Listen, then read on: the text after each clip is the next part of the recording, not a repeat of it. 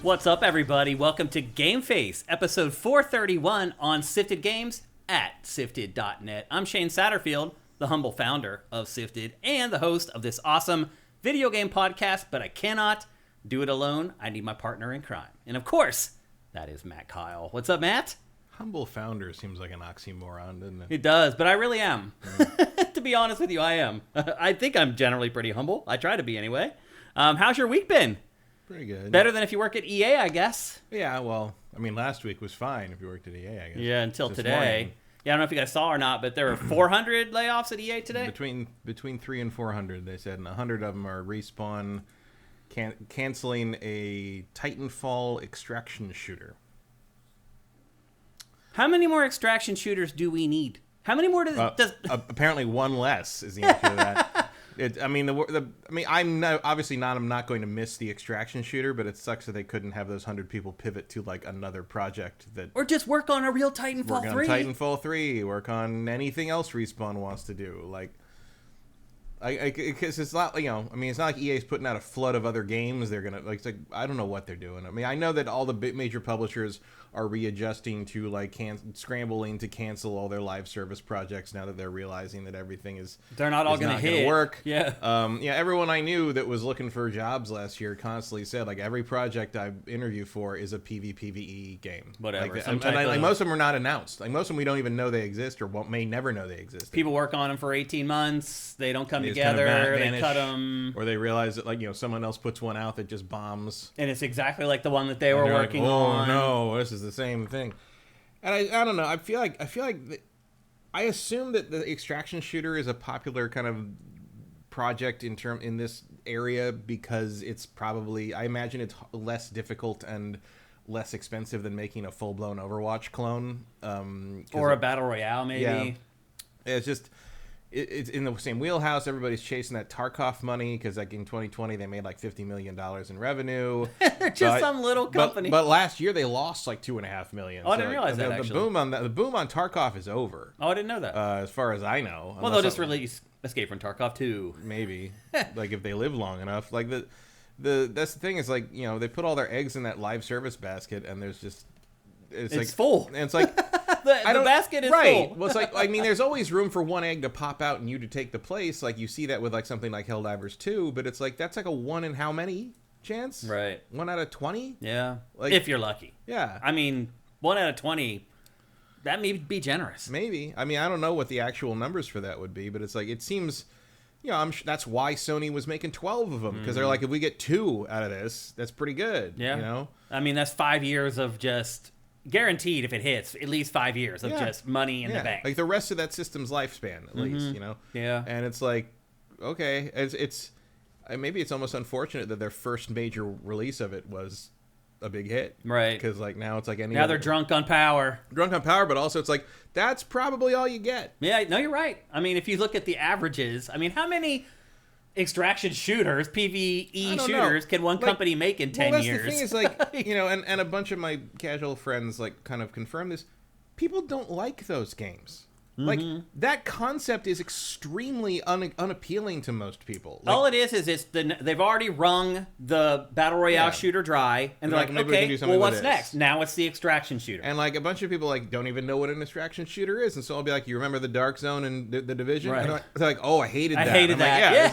Yeah. It's where people can take your stuff right before you leave. Well, now you can go play Marathon where people can take your stuff, and then they reset everything every season, so that even the stuff you keep, you don't get to keep. Yeah. What are you people doing? They're trying to find the next twist on the formula, and particularly with extraction shooters, I don't know that there are any. No, it's a pretty simple concept. Yeah, I don't. You know what? You should maybe. It's EA's doing all this weird tap dancing and laying off and running around with their head cut off, and it's what's your biggest hit in the last 10 years? It's a Star Wars Metroidvania single player game. Yeah. Yeah.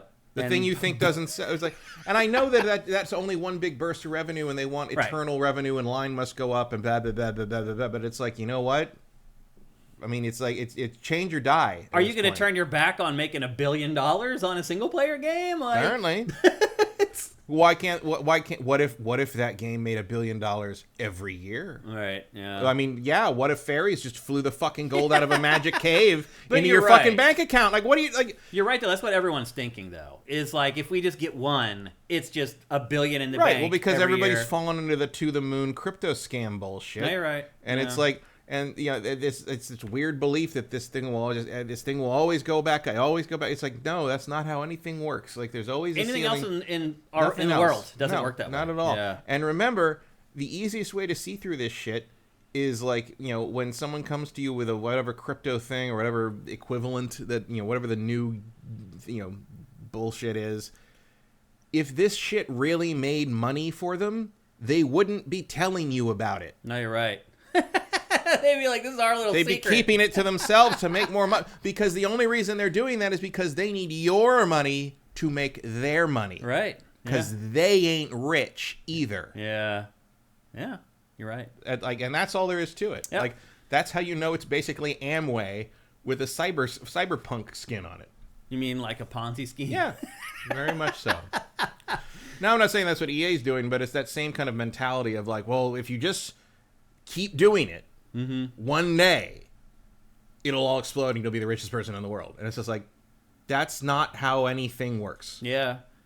Like, even anyone who has ever run a store knows. Business. You can't just sell one product and expect, well, I'm just going to sell 14 different pastas. Yeah. And one day, one of these is going to be the biggest pasta one day in New York. rigatoni's going to go off. I'm going to be the king of all the rigatoni. And Capone will bow to me. And it's just like, what are you talking about? Like, that doesn't make any sense. It doesn't. And here's the thing, the games industry, we've been dealing with these big layoffs for so long now. You can't even really say that it's like correlated to the tanking economy that we have right now. It's just par for the course for the games industry. No, this is definitely all the decisions the AAA game publishers made over the last 5 to 10 years coming home to roost. Yeah, it's true. Yeah. Like, regardless of how the economy was going, I mean, this is also happening in the film industry, and it's not like the film industry is blowing. It's they're actually having a really good year so far. Yeah. But no for weird reasons, but there's still no one. Yeah, I mean, you've got. Yeah, again, Rocky Horror Picture Show happening again with except Rocky Horror Picture Show has some appeal. Yeah. Rocky Horror Picture Show is a camp classic. Minecraft is just a bad movie. No, you're right. That's based on a thing children like. Yeah. That's all it is. I mean, that's what's happening. My mom, by the way, I understand what you mean, where people are having a kind of like the wild script. I mean, they're singing along and they're dressing up. But Cats did that too, and Cats also sucks. Okay, it does. Like, let's not be crazy. It's like one of the worst movies ever. But I will also say, if you haven't seen Sinners yet, which is the other movie blowing up right now for good reasons, Ryan Coogler and Michael B. Jordan, who by the way are the Robert De Niro and Martin Scorsese of this generation. Yeah, kind of feels they are going to give us some of the best movies you've ever seen. They kind of already. They already are. Sinners is maybe the best horror movie I've seen in 15 years. That's amazing. I'm not a big horror movie person, right? Because I think they're mostly stupid and disposable. This is really good. I've heard only good things. Think From Dusk Till Dawn with a brain in its head. I already like Dusk Till Dawn. Which, to be fair, makes Dusk Till Dawn an unrecognizable movie if you put a brain in its head. It's just like, I don't even know what this is anymore. But the only truly great thing in From Dusk Till Dawn is Salma Hayek. I was about to say, but it had peak level Salma Hayek in it. It did. That is something to say. And that is worth a lot. Very, very much so. This, however, is just you will see Sinners nominated for Best Picture. Yeah, it looks like. I'll call it right now. This is my Belatro of this year's 2025's film awards. You're going to see this will get nominated for picture, director, cinematography, editing, original score. It will win original song, and probably makeup and costumes. Oh, really? Nominations for that too. And I wouldn't be surprised if Jordan gets a nomination for actor and I forgot his name. The guy who plays the character Slim in it, who's a big Delvin. I can't remember his name. But someone else will. But I wouldn't be surprised if he got a supporting nod. Wow. Go see it, people. If he says this about a horror movie, you should go see the movie. There is no way this movie is not in the Best Picture conversation at the end. I mean, obviously years early. Movie. That's amazing. But there is no. I mean, in the same way The Substance was. There's no way this is not in the conversation. If you're talking about, especially with Best Picture, where you get 10 nominees, there's no way this is in the top 10 of the year. I just do not believe that. I do not believe 10 other better movies will come out this year. Yeah. I do not. If you can see it in IMAX 70 millimeter. If you can, he shot it on 65 millimeter film. It changes aspect ratios when certain things happen in the movie. It's built to be seen in a large scale format. This is a movie that if you don't see it in a theater, after you see it later, years from now, you will think, You'll regret it. wish I had seen that in a theater. Yeah. My mom told me, she texted me on Sunday, she lives in Pennsylvania, and she's like, I was driving in the mall, and I saw all these people dressed as Star Wars characters, and they're all going to see a Star Wars movie. And I was like, I texted her back, I'm like, there's no new Star Wars movie in theaters. I'm like, that can't be. But and there's she's an like, old one. Right. And she's like, oh, okay, I guess I was wrong. And then the next day, I learned that they put the old Star Wars films back in theaters this weekend, and they're going Revenge of the Sith. off. Yeah, they're doing gangbusters. Revenge of the Sith is 20. And my mom was right. And people were dressing up to go to these movies still, years later. It is the third most successful reissue of all time. It's crazy. After Star Wars. Yeah. And, what was the other one? There's another one. It's number 3. E.T. or something, maybe? No, it was dumber. It was one where you're like, really? What was it? There was a number 2 is another one where you're like, that really? I can't remember what it was now. Yeah. But no, it was Doing very, great. very, very successful. People are dressing up to go see a 20-year-old movie. That's awesome. Well, yeah, it's Star Wars. Yeah. At the El Capitan, Hayden Christensen and Sam Jackson came out and introduced it. Oh, cool. On Friday night. That's awesome. Sam Jackson ended the intro by yelling "Mace lives." Sam Jackson really wants Mace Windu to come back in the modern shows. Gee, I wonder and I'm like, why. you know what? We never saw a body. Yeah. You don't see a body in Star Wars, or see them Or vanish. any film or any TV show. I mean, if you don't see the body. he could easily be back. Yep. And he's already told. I guess he told Bryce Dallas Howard. He's like, if you want me to bring Mace Windu back, I'm totally in. Like, I'll learn how to lightsaber fight with my left hand because he got his hand cut off. I'm totally down for that. I'd love to see Mace Windu come back. Yeah.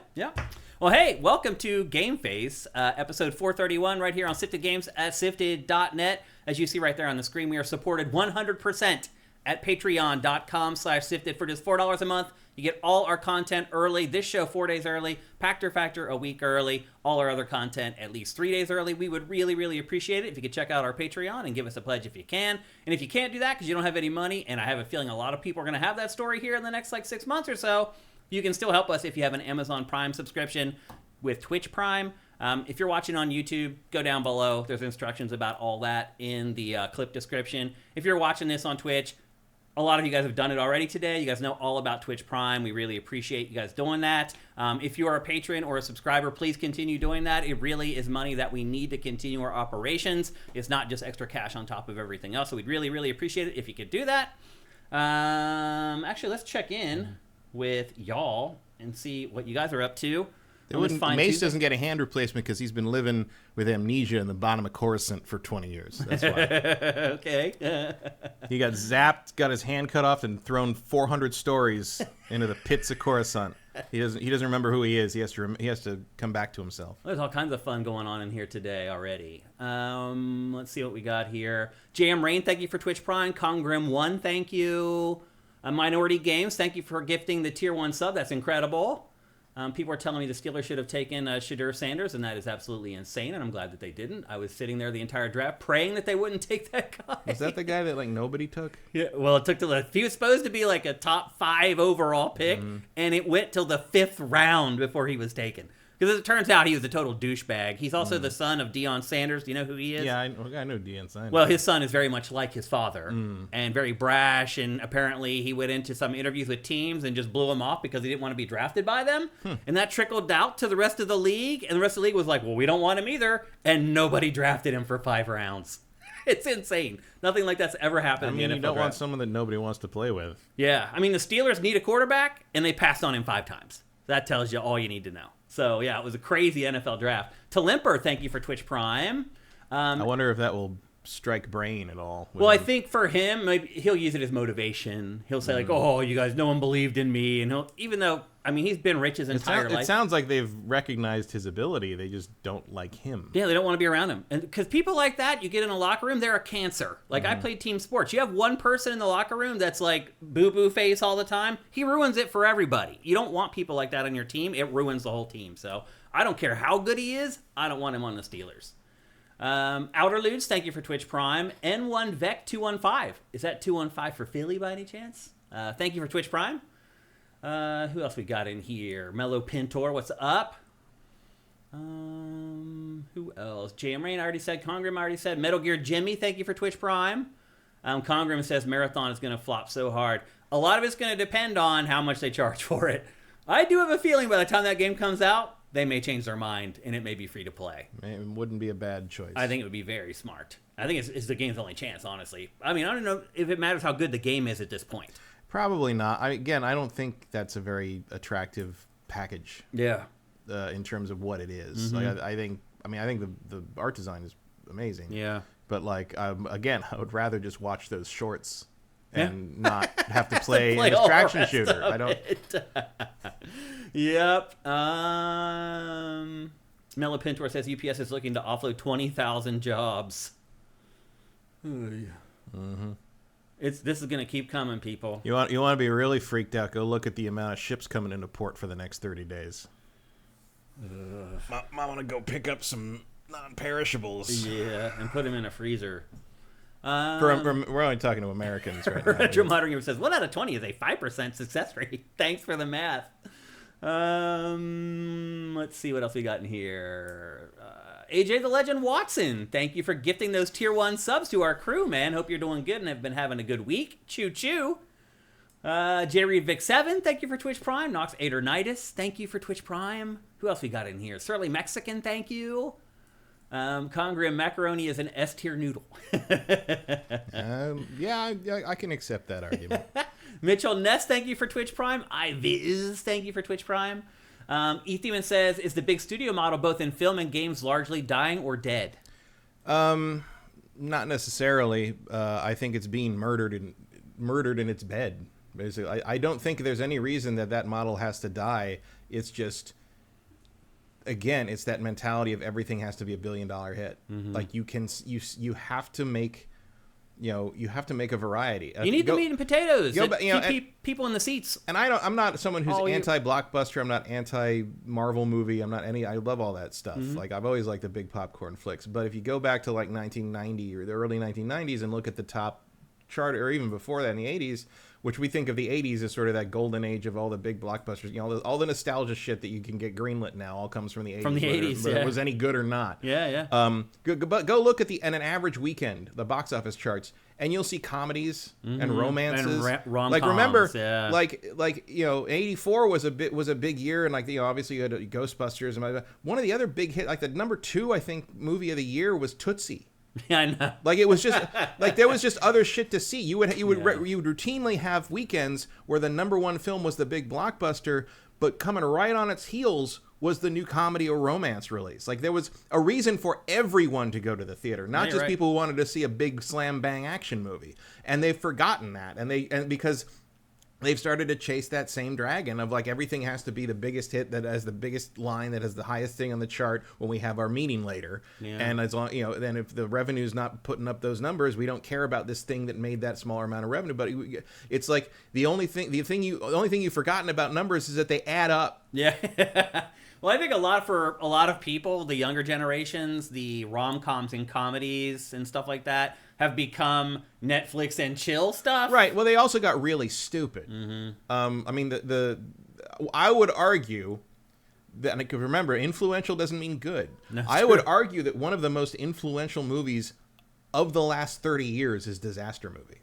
Oh. That first, it's good. The movie that created that thing where if you see the white poster with the red letters, it's a comedy. Right. What the fuck is that? What is that? When did Disaster Movie, Scary Movie, all the epic movie. They all do that, yeah. But that is really where it was basically like we're gonna make a gross out screwball comedy in the Jim Carrey style without any of Jim Carrey's skill or talent, and like that is basically what happened. American Pie, all that stuff. A lot of that came, that was. I mean, I would say American Pie is a higher quality movie. In that regard, sure, but maybe not American Pie 4. Yeah.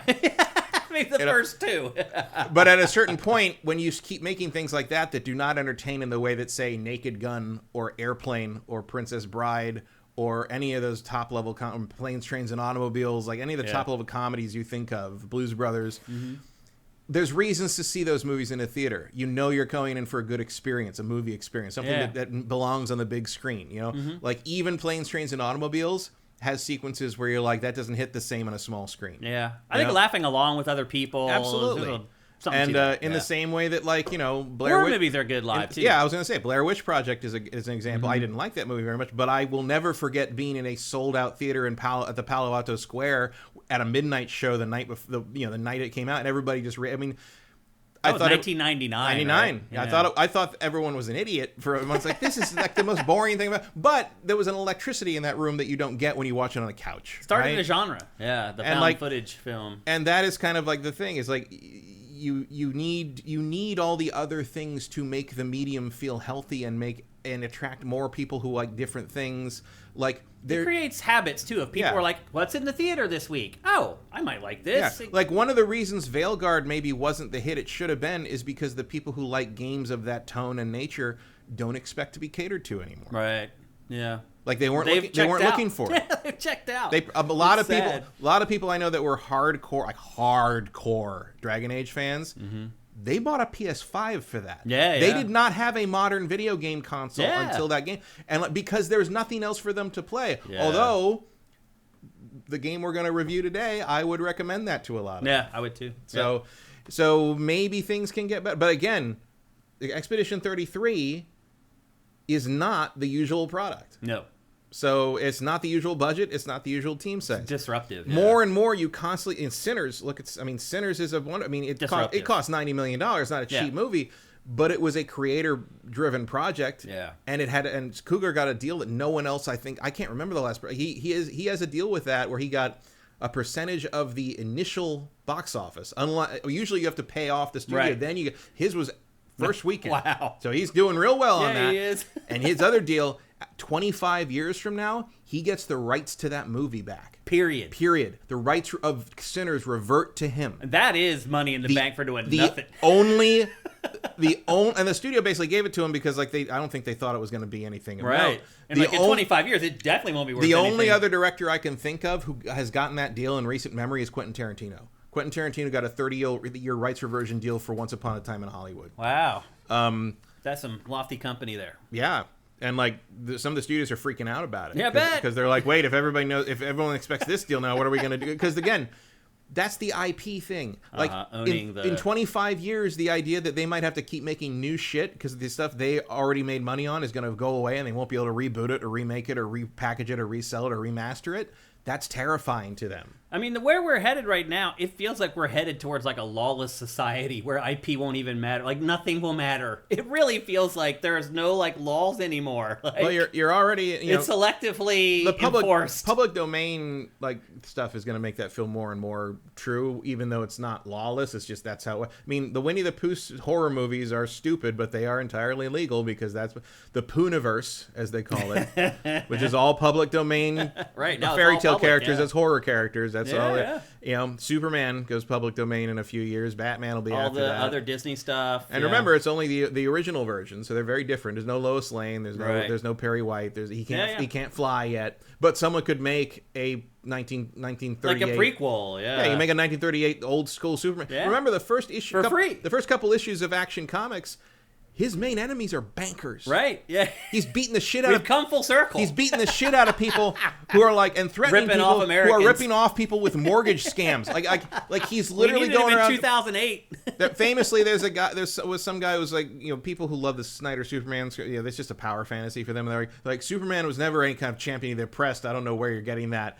And on the first page, the 7th panel of the first page of the first Superman comic book literally calls him champion of the oppressed. That's literally what he is. Yeah. So, yeah, I think the AAA thing is not is not dying so much as it's being strangled by people who don't seem to understand that if they do that, they will no longer have a revenue stream. Yeah. Because you can have a functioning AAA, AA market, but you have to do more than hope that you get like the jackpot on the. You're basically playing they're not running a business; they're playing a slot machine at this point. Yeah, and very few people come out ahead on a slot machine. Yeah, like none. Mitchell Ness says, excited for Expedition 33 discussion. So here's the thing: we are going to do a live review of Clair Obscur Expedition 33. So we will record that offline, and then that will go up over the next day or two.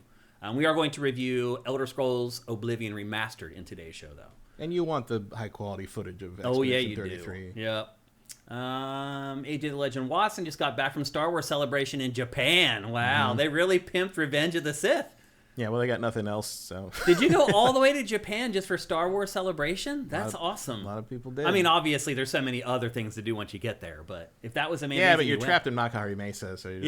Actually out there, there's not that much a whole lot to do. Really good pork cutlets, Yeah, though. so I was going to say, amazing katsu place that Justin Keeling showed us that time. But... I ate there every time after that. It's great. I literally went there every single time. It was delicious. Now, there was one here in L.A. over on Sawtell, and it went out of business. But it had the plum sauce, the whole nine. Oh, there's another place around here, a katsu place. Oh, really? It's in Koreatown. Please let me know, because I love katsu. I don't know if they'll deliver that far out. I will drive for the katsu, believe me. Retro Modern Gamer says they gave Anakin and Luke a hand replacement. Why not Mace? Yeah, I already answered that. Yeah. Lion King. That was it. Annie T. Monahan's. Lion King was the other reissue that did better than Revenge of the Sith. Grimshaw Rock says, I've noticed lately it looks like Matt is in front of a green screen. Am I tripping? Yes, you are tripping. Yes, I'm AI now. Let's go. Actually, let's just go. Shane fed all of my previous shows into Gen AI, and this is just a fake version of me. Do you really think that looks like he's in front of a green screen? I don't think so. He doesn't have like an edge, a line around his edge or anything. That's usually I have an edge, so. Yeah, I know that. I don't know what you're thinking there. I don't think he does. But anyway. Retro Modern Gamer, I think he got drafted to the Browns, which is like one of the worst NFL teams. He went exactly where he should have gone. Shadur Sanders. He went to the most dysfunctional, worst team in the NFL. That's exactly where he should have went. Vincent says at least Marathon doesn't have to compete with Borderlands now. Yeah. Draylocks, do the thing Counter-Strike does. Did Borderlands get pushed somewhere? It got moved up. Up. Yeah, okay. It was actually in our. I saw Randy saying like, "Stay tuned for tomorrow morning." It was in our It was going to be in our Lightning News Roundup, and now it's ruined. Thanks, Vincent. But yeah, they pushed it up a week, like 11 days, which I was like, okay, who knows when Grand Theft Auto 6 is coming out? 2K. Yeah, if anybody knows, they know when it's coming out. So I mean, I'm not saying that it's coming out. That certainly feels like a first week of October thing. It sure does. Yep. Jay Reed asked if he saw Sinners in IMAX. He did. Oh, yeah. And he recommends it, as he mentioned. Freedom Rock, thank you for Twitch Prime. Turn it up, dude. I would say IMAX 70mm if you can find it. There's only like 7 theaters in the country in real 70mm. Yeah. I saw it at the Chinese theater, which is not 70mm. But 60-something. No, it's just not real film. Oh, they don't use film at the Chinese theater? No. I didn't know that, actually. They can, but I don't think they were on that. It's all digital. Gotcha. But I didn't feel like driving to Universal City and paying $30 for parking. So. Yeah. Matter of Fact says, and they want the movies to play well in China. Rom-coms and comedies don't translate well. That's true. They don't get the jokes. Because there's not the text doesn't, yeah. Even the translations, it's like if I watch anime or manga, they translate the jokes into English. They're not funny. Because there's like a nuance to it, with language and syntax. It depends. You can pull that off, but like, again. Some work. It takes some. And like, you still have the argument of like, oh, it's not the same thing. It's like, well, the same thing isn't going to work in every culture, so you got to adapt it. Yeah. And yeah, Kugler's after Sinners, Kugler can do whatever the hell he wants with X-Files. Is X-Files coming back? He said that's his next project. He wants to do X-Files. Wow. And I'll tell you, if he does X-Files with the same tone and verve as Sinners, that's going to be one hell of... Yeah. That's going to be as good or better than the original. Jow's... Thank you for Twitch Prime. AOZMPT. Thank you. I'll never be able to pronounce that, but I'm sure you have it figured out. Keffy Keff, thank you for Twitch Prime. I rarely get to catch the stream, so I've been using my Prime when the channel is offline. We you know what, Keffy? We still see it, and we usually thank you on the show when we see your name. even people who subscribe with Twitch Prime while we're gone, the chat actually keeps a log of it. And when we come back the next week, we can scroll up and see you guys and still thank you. And we appreciate it. What else we got here? Retro Modern Gamer. I saw an article that said Hollywood will become the next Detroit if they can't get their movie act together. Very possible. I mean, things are looking grim. That's funny. Agent Legend Watson says, the cleanliness of Japan was amazing. Yes, it is. Mm-hmm. I dropped a $100 bill on the sidewalk one time there, and somebody came running up to me and handed it to me. It's just a different world. Yeah, well, they put a lot of effort into keeping everything clean. They have kind of a national, like, all of us pride sort of thing where they don't want their country to be dirty and they don't want their streets to be dirty, so people pick things up or make sure they throw things away. Even though trash cans are very hard to find. They are, yeah. They're very few and far between. It is true, which is weird. You have to carry your trash around And there. the people who clean all that shit are paid well. That's the key. Yeah. Is like the people who work in those jobs are respected and well paid. Yeah, not just garbage people. Yeah, everybody is. I mean, garbage workers are paid well here, but I wouldn't necessarily say they're respected. That everyone kind of looks down on that job, but it's a necessary job that pays deservedly highly.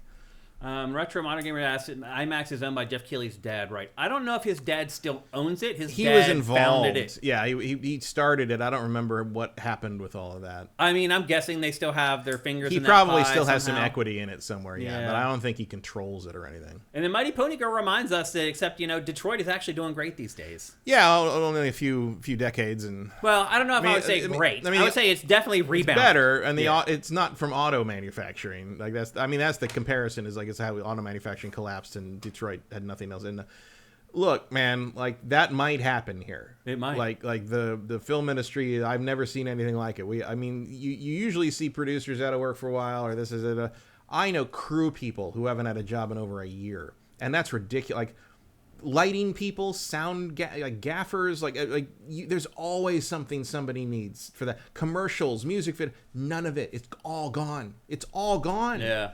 Like. It's really insane. All our friends in production, none of them have jobs. No, they're all unemployed. They all have new careers now, basically. Or they're still waiting. Or we have some friends who've worked on big stuff. We work on like Survivor and stuff like that. Like those people are waiting it out because they make big money, and they're like, they want to be ready if the new season starts or whatever. Well, they just look at it. They're like, I could start another career and start at the bottom pay-wise, or I could try to ride this out for another couple years and hopefully get the job back that I had before where I was getting paid big bucks. So it's tough.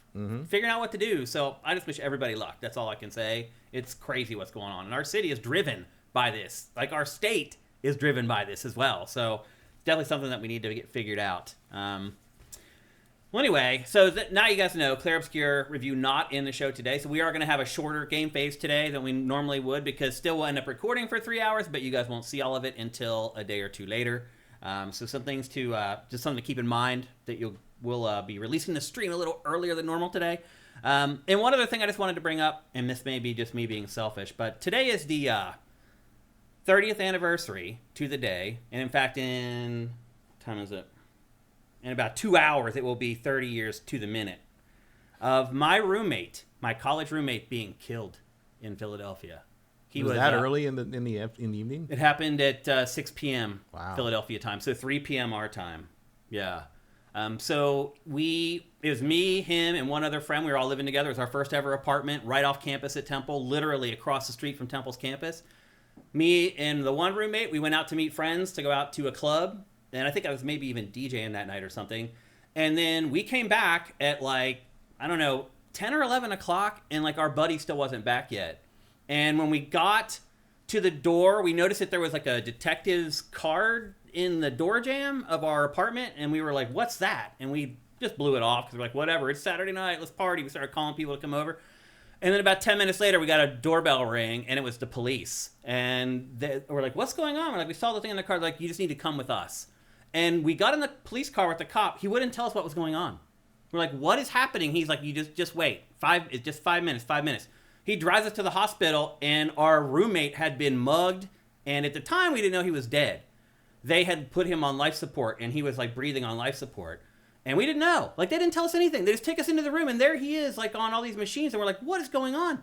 They're like, oh, he was attacked leaving an ATM machine. And I was like, what? Turns out he walked out our door, went across the street to the ATM machine, We, 10 minutes later, spill out, get in my car, and leave. He goes to the ATM, gets $40, starts walking back to our apartment, and people followed him and hit him in the back of the head and killed him right in front of our apartment. And when they took us to the hospital, they didn't even tell us he was dead or was dying. We walk in there, and I'm like, what is going on? I'm like, why is Brian on life support? Why are these machines all hooked up? And I look over at the nurse, and the nurse, tears, foosh. Like, at that moment, I look at her, and tears, and her eyes just went boosh down her face. And I was like, what is going on? And we walk outside, and they wouldn't tell us anything. And then finally, the doctor came up and said, oh, your buddy was hit and mugged. And he wouldn't even tell us then that he was already dead. They're like, we're trying to keep him alive. We're waiting for his parents to get here. They haven't got here yet. And they can't pronounce that. Right. But he was dead already. Mm-hmm. And they just had him on the machine so people could come and say their last respects to him. So anyway, 30 years later, today is the day, and in a couple hours it'll be exactly 30 years later. And he died before the internet existed. And so there's no record of him. It's like he'd never even lived. Like in Temple, like tried to sweep everything under the rug because it happened basically on their campus. They failed all of us. It was the week before, as you can know right now, next week's finals. So we couldn't study for finals. We were a complete disaster. And they failed us. They failed all our finals. Everybody in our circle of friends, they failed all of us. So anyway, there's no record of him. Because Temple swept it under the rug, and back then there was no internet. So if I search for him and murdered in Philly, there's literally 2 results on the entire internet. So on these milestones, I put his name out there. His name is Brian Aidenbaum. He was awesome, and I wish he was still here. So anyway, we have a classmate. Like he was murdered. He killed himself, but he was from my high school, and I was at 95. And sure, yeah, it was 95. That's when it's happened. And he does not exist online. It's so his parents. So at first I was sending flowers to his grave every year, and then after a while I was like, I'm just going to do it on milestones. So I do it every 5 years. But like every 5 years I send flowers to his grave, and his parents contact me and thank me for keeping him alive. But they're just terrified. They're like, we had this son, and it's like he never existed. Because that was a form of existing that it didn't exist yet. Yeah. And now it's like, it's fun. It's weird. In just 30 years, the way you remember a person has completely changed because of that. And, and the thing you can't forget is there's the possibility that will also go away. Right. The internet doesn't have to be not necessarily permanent. Some shit could happen. Yeah. So anyway, as you can see, 30 years later, I'm still torn up about it because he was literally like the best person. I can't even really put it into words how awesome he was. But anyway, his name was Brian Aidenbaum. So I have a platform here to say his name where other people are going to hear it, and I'm going to use it. So anyway, if any of you guys have gone through something like this, I feel for you. As you can see, 30 years later, I'm still really hurt by it. So it sucks. Anyway, I just want to try to honor him when I can. So now we have to talk about video games. And thanks to everybody in the chat for the kind words. I appreciate it. I hope nobody has to go through anything like this. I will say this. They did catch the guys. I know that's the first question everybody asks. They did catch the guys because one of the guys went back and was hanging out with his girlfriend, and he told his girlfriend, and his girlfriend actually had some honor and went and told her mom. And then I had to testify in the trial, which I think they just put me on the stand to just show that people were like really torn up about it. The damage that was basically done. I went on the stand and just cried for 20 minutes, and then they just mercifully like let me leave or whatever. And they were both found guilty, and I don't think they were found guilty of first-degree murder. They determined that they weren't trying to kill him, that they were just trying to incapacitate him so they could take the money or something. And so they got second-degree murder charges, I think. And so I think they ended up with like 20 or 25 year sentences. If you just watch movies, you think you hit someone on the back of the head and they just get right back up 5 minutes later. Yeah, they punched him right here. And there's a main artery that goes up into the brain right here. And if you punch somebody, you'll kill them. Yep. There in the temple, or the real where you can do real damage. Yeah. So anyway, if any of you guys had to go through something like this, I feel for you because I've been dealing with it for 30 years, and sometimes it feels like it gets easier, and sometimes it doesn't. But I just want to honor my friend and just remind people that he existed because it really does feel like sometimes I'm like talking to myself about it. I'm like the only person who knew he was ever even on the earth. Like it's so bizarre. So anyway, thank you for listening to that because it meant something to me, and you guys mean something to me, and obviously Brian did as well. So, okay, let's move on. Let's talk about undoubtedly the biggest thing that happened this week. And I'm sure a lot of you are going to have a fun talking about this with us. And I'm going to say we're going to incorporate you guys into this discussion. We're going to talk about pre-ordering the Nintendo Switch 2. Matt, you and I were in contact for a good bit during that night as you were trying to get yourself a Switch. You had actually forgotten about it, right? Yeah, because I don't care. You texted me and it was like, did you get one? I'm like, get what? Yeah. And I'm like, all right, that was because it was 9 p.m. Pacific that happened, and I mean, normally you got to get up in the morning for shit. You know? And I think that might have been what happened. I think maybe my brain just sort of flipped it to be 9 a.m. the next morning, and I just wasn't thinking about it. Yeah. So after you texted me, I went and look. I'm like, I guess they're all gone. But Best Buy apparently hadn't even gotten there. This was like 30 minutes after, like 9:30ish. Yeah, they, for whatever reason, Best Buy hadn't even gotten their thing live, and so I just went and I got in line, and it popped in, and I just ordered it, and I got it. Yeah, so that was fine. I mean, again, if I hadn't gotten one, I would not have cared. You offered to get one again because GameStop was going next morning. GameStop's going to the next morning. And I'm like, I ain't getting up at 8 a.m. for a Switch 2, dude. And you're like, I'll get it for. I'm like, I'm always up by then. Sure. I'm just like, but it's just like like until you give me a Metroid release date, I honestly don't care. But I put one in because obviously we got to talk about it on the show, and I might as well have one for Metroid. I mean, truth be told, you should get it now because it may be more expensive later. Yeah, that's true. That's true. I mean, it very well could be a lot more expensive later. So yeah, I got the Mario Kart bundle, so suck it extra $30. You're the winner, Matt. You are a winner. Yeah. I mean, I was kind of sitting watching the whole thing happen. Like, I was on my computer going to all the places, and like I got into like the Walmart queue, no problem.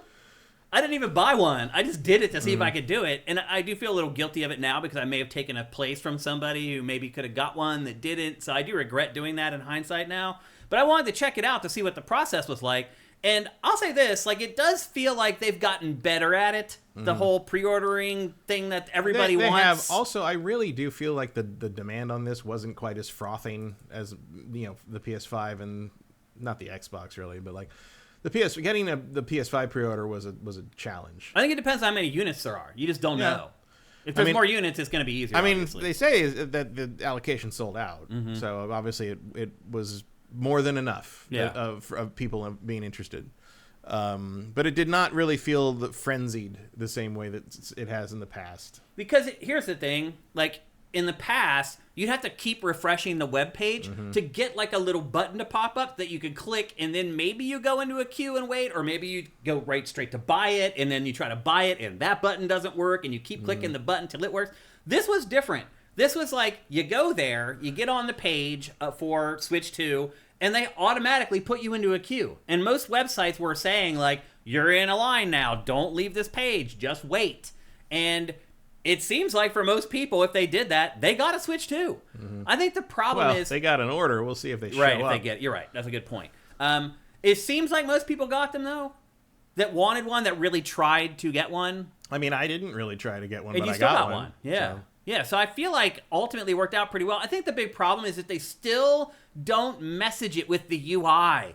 Like, they should, like, they need, like, a big thing that pops up that says, you're in line, you're one of 20,000 people, don't leave, stay here. Because Best Buy's thing had a pop-up thing that was just pretty much that. It just... and it had a circulating thing that, you could tell, like, it hadn't it's died. working or whatever. But, it took, like, 25 minutes or something. And, like, I'm sure a lot of people would give up at that point, but I just sort of left it there. And suddenly, I was playing something else and, like, had my eye kind of half on the laptop, and then suddenly the screen changed, and I'm like, oh, there it is. Okay. And that's all I got. I didn't get any accessories or the Pro Controller or anything. I just got the system. Yep, I was in contact with Sifter, JM Rain, who's in our chat right now, and we were texting back and forth during the whole thing, and he struck out at a couple different places. He got to the point where the screen would come up to pay for it, and it would just die, and he couldn't pay for it, or it would go through, but it wouldn't. The payment wouldn't go through. Yeah, I did check. Put the thing through, and then I did check that I got the email that said it was... I charged for it or whatever. So as far as I know, it worked. Yeah, we'll find out in like 4 weeks. I'll still take it over waiting in line for 8 fucking hours at City Walk. Yeah, like we did for the Wii. Right. Yeah, that was kind of fun though, because it was just madness. Well, actually, for the Wii, we literally walked up to the front of the line to the Nintendo reps and said, "We're X-Play and we want Wii's." Yeah. And they let us in at 9:30 and got them before everybody else when we left. Like so. You didn't have to deal with. But I wouldn't. And no, never. I wouldn't have. I honestly wouldn't. I would have waited until I got another one. And maybe like waiting 36 hours in an airplane hangar in Palmdale for a 360. That was we were working for that one. Yeah, but, that was a little much. Well, it was like we had to stay there like so long. Yeah, because it was 36 hours. Yeah, like, and I remember like what are you thinking? The systems were being sold at like hour 30, and like everyone was fucking dead. And I remember the president of G4 was on the phone with the executive producer, being like, "Get everybody excited, get everybody up," and they're all just sleeping on beanbags. They have no idea where they are. They're anymore. Exhausted. Yeah, they're like, "Just give me my 360 at this point." And then they open up the truck and they all fall onto the concrete. Yep, right. Not that one. Literally, like the first 50 units just landed right on the concrete, and everybody was like, "I don't want that one," and everyone's trying to figure out how to not get the ones that fell on. Anyway, it was crazy. So I do think that this is an improvement over what we've done in the past. Even just for PlayStation 5 and Xbox Series X, I feel like it's been improved at least a little bit with the queues and the waiting, and at least there's a little bit of messaging. But there should seriously be like a page that they take you to that has a meter that shows how many people are in line and where you are in the line, and like. Well, you can't do that. Like that, you're using too much. Basically, you're using too much processing power essentially to do that. Like you can't show that for thousands of people at once. I think the lack of what I'm getting at is I think the lack of messaging is what bothered people the most. Somewhat. And a lot of people got impatient and would just leave the page. This is about as good as that's going to get. Yeah. You're going to get a waiting page and it'll eventually pop up. You can't build a system that efficiently shows like the Domino's pizza tracker to that many people for something that happens once every 5 years. Yeah. Like there aren't really any other things that Best Buy needs to do that with. Yeah, you're right actually. Yeah. A lot of people that I saw that were complaining just like gave up basically. Yeah. Like I sat on this page and it said I was in line, but it didn't show that I was in line, and I sat there for 40 minutes. Like it says don't close the page. And it spins the thing. Just stay there until it'll either jump you to the pre-order page or it'll jump you to be like, sorry, there's no more page. Like don't give up until it tells you to give up.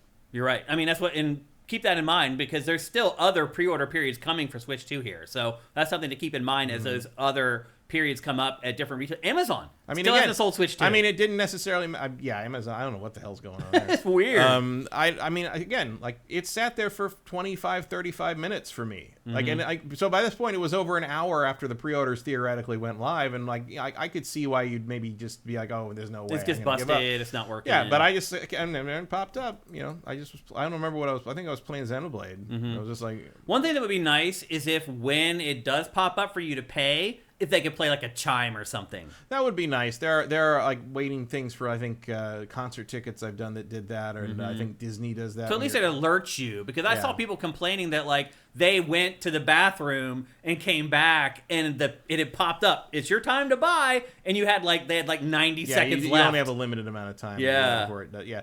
I think a sound effect would definitely be a good, because Best Buy definitely did not have a sound effect. I just saw the page change. You have to sit there and stare at the web page. Because I was playing in the living room, so I could have the laptop in front of me and look at the TV. Right. So it was in my eye, peripheral vision. Sight. Yeah.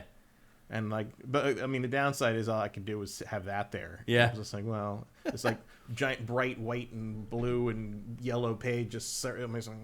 Yeah. The funny thing was, after it was all over the next day, like all the gaming websites were talking about what a nightmare it was and blah, blah, blah. But if you popped around the internet, I didn't see that many people complaining, really. I feel like the websites blew it out more than it was. Well, you got to get the clicks. Yeah, you're right. That's probably what it was. But I was surprised. I was like, oh, I didn't really see that. So I was like, all right, I'll go search the internet. I didn't see a lot of people. I saw people complaining about the price. I didn't see people complaining about the process all that much, honestly. But maybe there is an issue. Let's check out with you guys and see how your pre-order experience was for the Switch 2.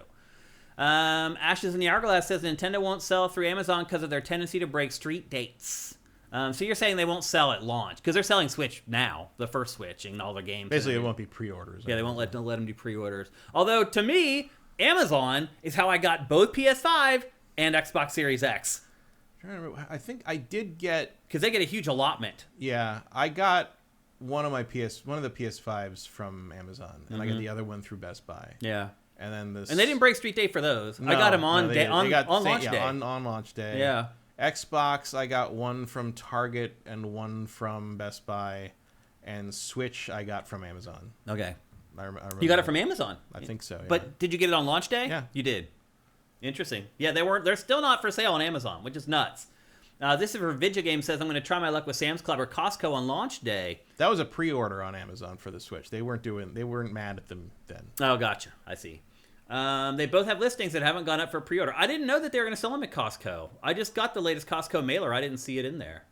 Threadzilla says, I had it in my Target account and took it out. I got through Walmart easily. Walmart was way easy. I saw that from a lot of people because, Walmart's going to get a huge allotment. And I would think Target would be the same way, you'd think, anyway. Emperor Dread says, a buddy of mine just walked into an electronics brick and mortar and ordered one in person yesterday. Where? Where'd they do that? Where are these electronic stores you speak of? I don't know if you saw, but GameStop is under fire because some stores went rogue and started creating their own bundles that aren't authorized by GameStop, where they were forcing people to buy like 5 games with their Switch too, or they couldn't get the Switch too. Desperation. They just went rogue, and we're just like, we're not going to listen to corporate. We're doing our own thing. And then customers were like, what is this? Like, no one else, the other GameStops are doing this. And then GameStop corporate caught wind of it, and now they're investigating. And it's also like, what are you doing in GameStop? Right. Like, what? Why are you there?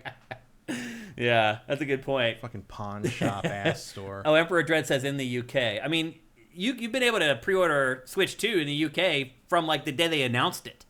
You'd literally the next day, people were able to just walk into a store and say, I want a Switch 2 and get it. It's like, I don't know why they don't do that here. Swan Senpai says in Ireland you can make custom bundles. It's a better deal. Interesting. That wasn't the case for GameStop. Sorry. Even now I'm making that mistake, and I worked at GameSpot. Let's see. Erebus Jones says, didn't want one, but Amazon were pre-ordering Switch 2 in the UK. Interesting. Wario64 put up... No, he didn't. I was following Wario64. He never put up a link for Walmart, ever. I watched that whole night. I watched his account. He never put up a link for Walmart. Oh, Walmart he did. Yeah. I was thinking about Amazon. Vincent says, didn't want one. Yeah, he's saying Amazon. He never put up a link for Amazon. In the UK? No. He never did. He was putting up links for 3 places. Target, Walmart, and GameStop. And then GameStop just didn't bother selling them until the next day, so he took that link out. And then Best Buy was the 3rd one. And then that started 30 minutes later than it was supposed to. It didn't start right at 9 o'clock Pacific like it was supposed to. Vincent says, I got in the queue for Walmart and it never popped. That sucks, man. I'm sorry to hear that. But then I heard on the live stream I was listening to that Walmart had put listings without the queue, and they got one. Okay, great. Glad you got one, Vincent. Mershis says, midnight, Walmart popped queue, waiting. 12:30 a.m., Best Buy popped queue, waiting. Internet went out at 12:35. That sucks. I'm sorry to hear that, man. That really sucks. GameStop Ireland closed down 4 years ago. They're about to close down here too, Swan Senpai. They're on their last breath here in America as well. Right now, all they really are is a crypto trading company. They don't really make profit off of the GameStop. They also sell Funko Pops. Right? I forgot about that. What else? Ashes says we have to keep in mind that the PS5 during peak COVID. Yeah, I mean, I still got one, like, no problem. And I'm sure there were way more people just sitting there waiting, trying to get that PS5 because nobody was working. Everyone was like at home, trapped at home. Matter of Fact says demand seemed lukewarm in Canada. People were getting pre-orders from Best Buy a day after they went live. $700 consoles and $120 games will do that. Yeah, the prices in Canada are nuts for everything. Congram says people's financial situations aren't as stable either. Yep. Juan Exolo says Target failed me so hard. That sucks. I've got consoles from Target. I got the Switch OLED pre-order through Target without a problem. But obviously, the demand for that was nothing compared to Switch 2. Yeah, I got one of the last systems through Target. Yeah. I can't remember. It was either the PS5 or the Xbox. I can't remember Yeah. which. It's worked well for me in the past, but again, demand was probably a lot more for Switch 2. Draylock says my Walmart order is on hold because my card thought it was fraud, so I'm hoping things clear up. That sucks, man. You sit on that thing all that whole time, and you finally comes up and you punch in your card, and your card company rejects it. That made me mad. Vincent says apparently some Walmart units went up the next day. Okay. And Ashes says he's also waiting for Prime 4, just like you. Tiny blip in history. No monolith soft improvement. No buy for me. I'm not sure what that means. He wants like Switch 2 upgrades for the Xenoblade games. Oh, gotcha. I see. Gotcha. 10-4. Which it sounds like X has it built in already. But I don't know. The other ones, yeah. I would probably pay for a Switch 2 like a $10 Switch 2 upgrade for Xenoblade 1. Yeah. Yeah. It would make a big difference, probably. Yeah. Climax 83. It was easy getting one in Germany. No more GameStops there as well. Wario put out a new Egg Link 2. I didn't see that, actually. I never saw him put up a new Egg Link. Maybe he did it the next day, but that night at like 9 p.m. Pacific, he did not have a new Egg Link. Noxidarnitis GameStop unceremoniously disappeared from my nearby strip mall. Yeah, that's what's happening. They're closing stores left and right. There used to be like so many here, and now I think there's 2 in LA. There's hardly any left. Yep. AJ the Legend Watson asks, how do you think the whole Nintendo invite system will go? Well, first of all, Nintendo can F off because it told people, hey, go to our website and tell us that you want one, and then we'll send out emails telling you if you got one or not. And then they put out an email like the day before pre-orders went live saying, oh, we're actually not going to do that until next week. Well, when I put the thing in, it said, we'll start telling you on May 8th. Oh, they did? Yeah. It said that when I put my email in. I thought that's when they said you could start pre-ordering it, but they said that they would tell you if you could before They said they're going to start telling you like the week of May 8th. Oh, see, I misread it. I thought it said that we'll let you know if you're going to get one, and then on May 8th you can actually buy it. No, I mean maybe they could, but like May 8th was definitely like that. I saw that date because when I saw that, I'm like, okay, I'm still going to look at the pre-orders for the normal retail stores because I'm not going to know if I even got into this until those are already gone. Yeah. Because for whatever I read on that definitely told me I wasn't going to know whether Nintendo was going to allow me to get one from them until May. Yeah. So it was not an option if I wanted one, it was not an option to skip. But then I just didn't remember what time it was. Yeah. So I guess kind of lucky that Best Buy fucked up. Yeah. But, actually, you're right. Yeah, that's why you end up getting one. Although most people are saying, "Oh, the next morning," or this is it's not. It doesn't seem like it was that hard if you were if you tried on time. If you cared and you tried, it seems like you got one. Most people got one anyway. A couple people in chat didn't, but I think most people did. I feel like if you didn't get one this time, the second wave will be more than plentiful. Maybe it'll be more expensive. I don't know. Yep. Xlord Xerxes says Best Buy waitlist failed on me twice. Wasn't able to get one from anyone else. So here's the thing. I did tell Nintendo that I wanted to reserve one because at that time I did not know if Nintendo was going to send me one. They've since told me that they are sending me one. But I have one reserved. So I'll have an extra. I could get an extra if like any of you guys are if you really strike out, I could maybe help you out. So we can you can make the hardest name that game tune ever. That's true as well. Seriously, I mean it. Like we could work out some deal where you just send me the money via Venmo and I ship it to you or whatever. I'm totally down with doing something like that for a sifter. If you're a patron sifter, so let me know if you guys strike out. I can probably get one and maybe help somebody out. Mitchell Ness using PayPal was a nightmare for the pre-orders. I would never even try to use PayPal to pre-order a console. Yeah, too many different things trying to talk to each other. It's just the chances of it not working are too great. I just wouldn't even risk it. I got ghosted by Target, and Walmart's page told you to stay on the page, but you actually needed to close the browser completely and return. Interesting. Weird. Best Buy was the only one that if you stayed on the page, you eventually got in. Interesting. I did not hear that at all. I didn't know that. The Abrams says I can order one right now here in Croatia. The Mario bundle costs €558. That's pretty good. That's not bad. Playland MX, well, they clearly have said that even if you get lucky enough to get one directly from there, do not expect it to have it anytime near launch. That is one. You're right. Yeah.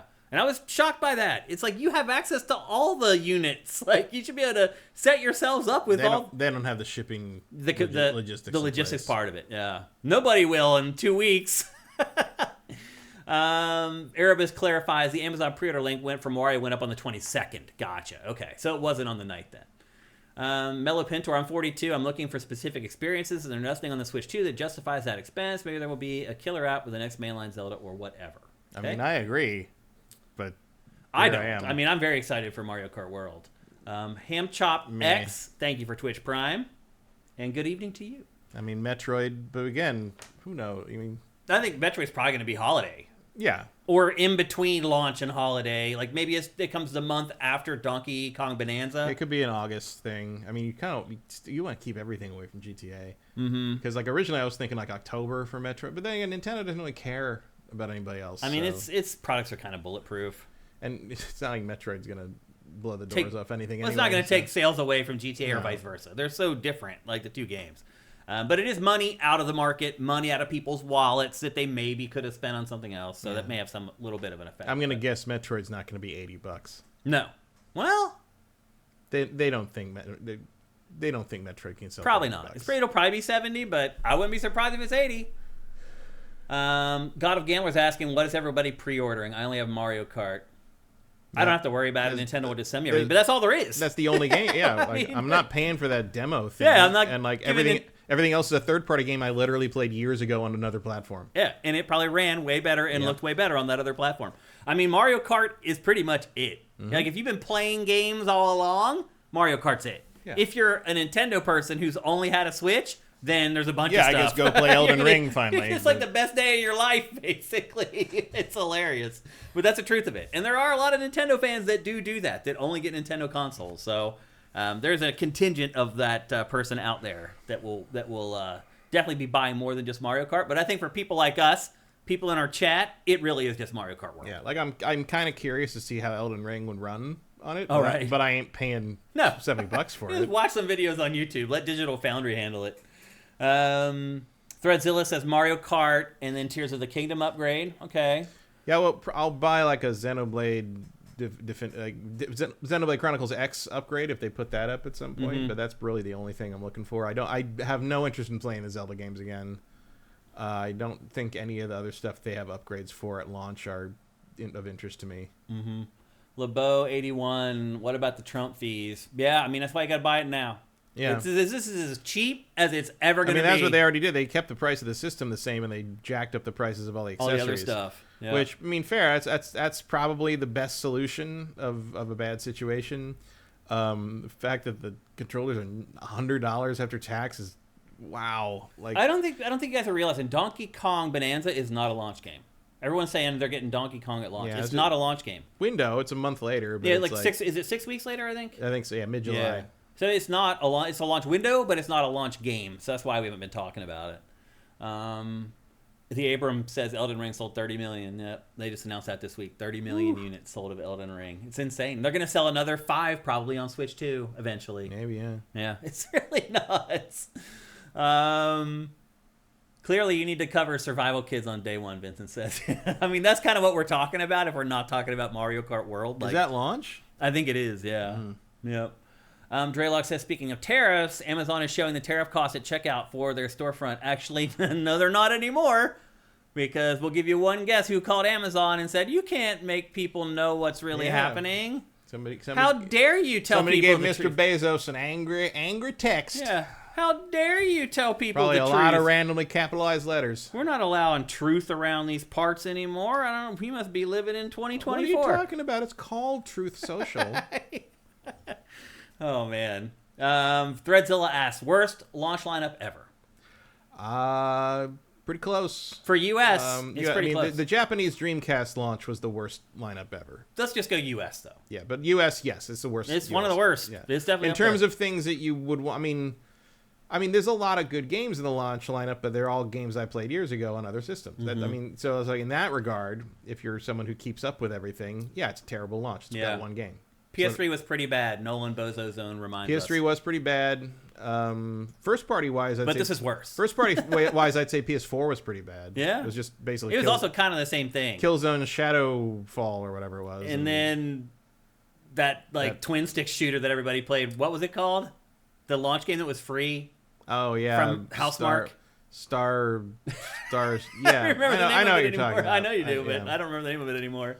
But this is bad. Like, it's really bad. The N64 was better. And here's the thing, Matt, that I don't understand is Nintendo... Resogun. Resogun, yep. Here's the thing I don't understand, Matt, is that, like, Nintendo's had it on autopilot for the last 2 years. It's pretty much only re-released old games. Yeah, we really thought it's like, oh, they were just stalling for their big launch thing. We thought the launch lineup was going to be killer, and we were wrong. Yeah. What the hell? I mean, even the launch year is really... Yeah, I mean, unless there's a bunch of stuff we don't know about I don't yet. get it, man. What the F? You got basically... you got Mario Kart, you got Metroid, you got Donkey Kong. And then... And Tomodachi Life? I mean, that's what we're looking at. And Pokemon. Yeah. Z to A. Yeah. Fire Native says that PS4 also had Black Flag and Need for Speed Rivals, the last good Need for Speed. Although those are also on Xbox, so yeah. we're talking about like things you can only play there.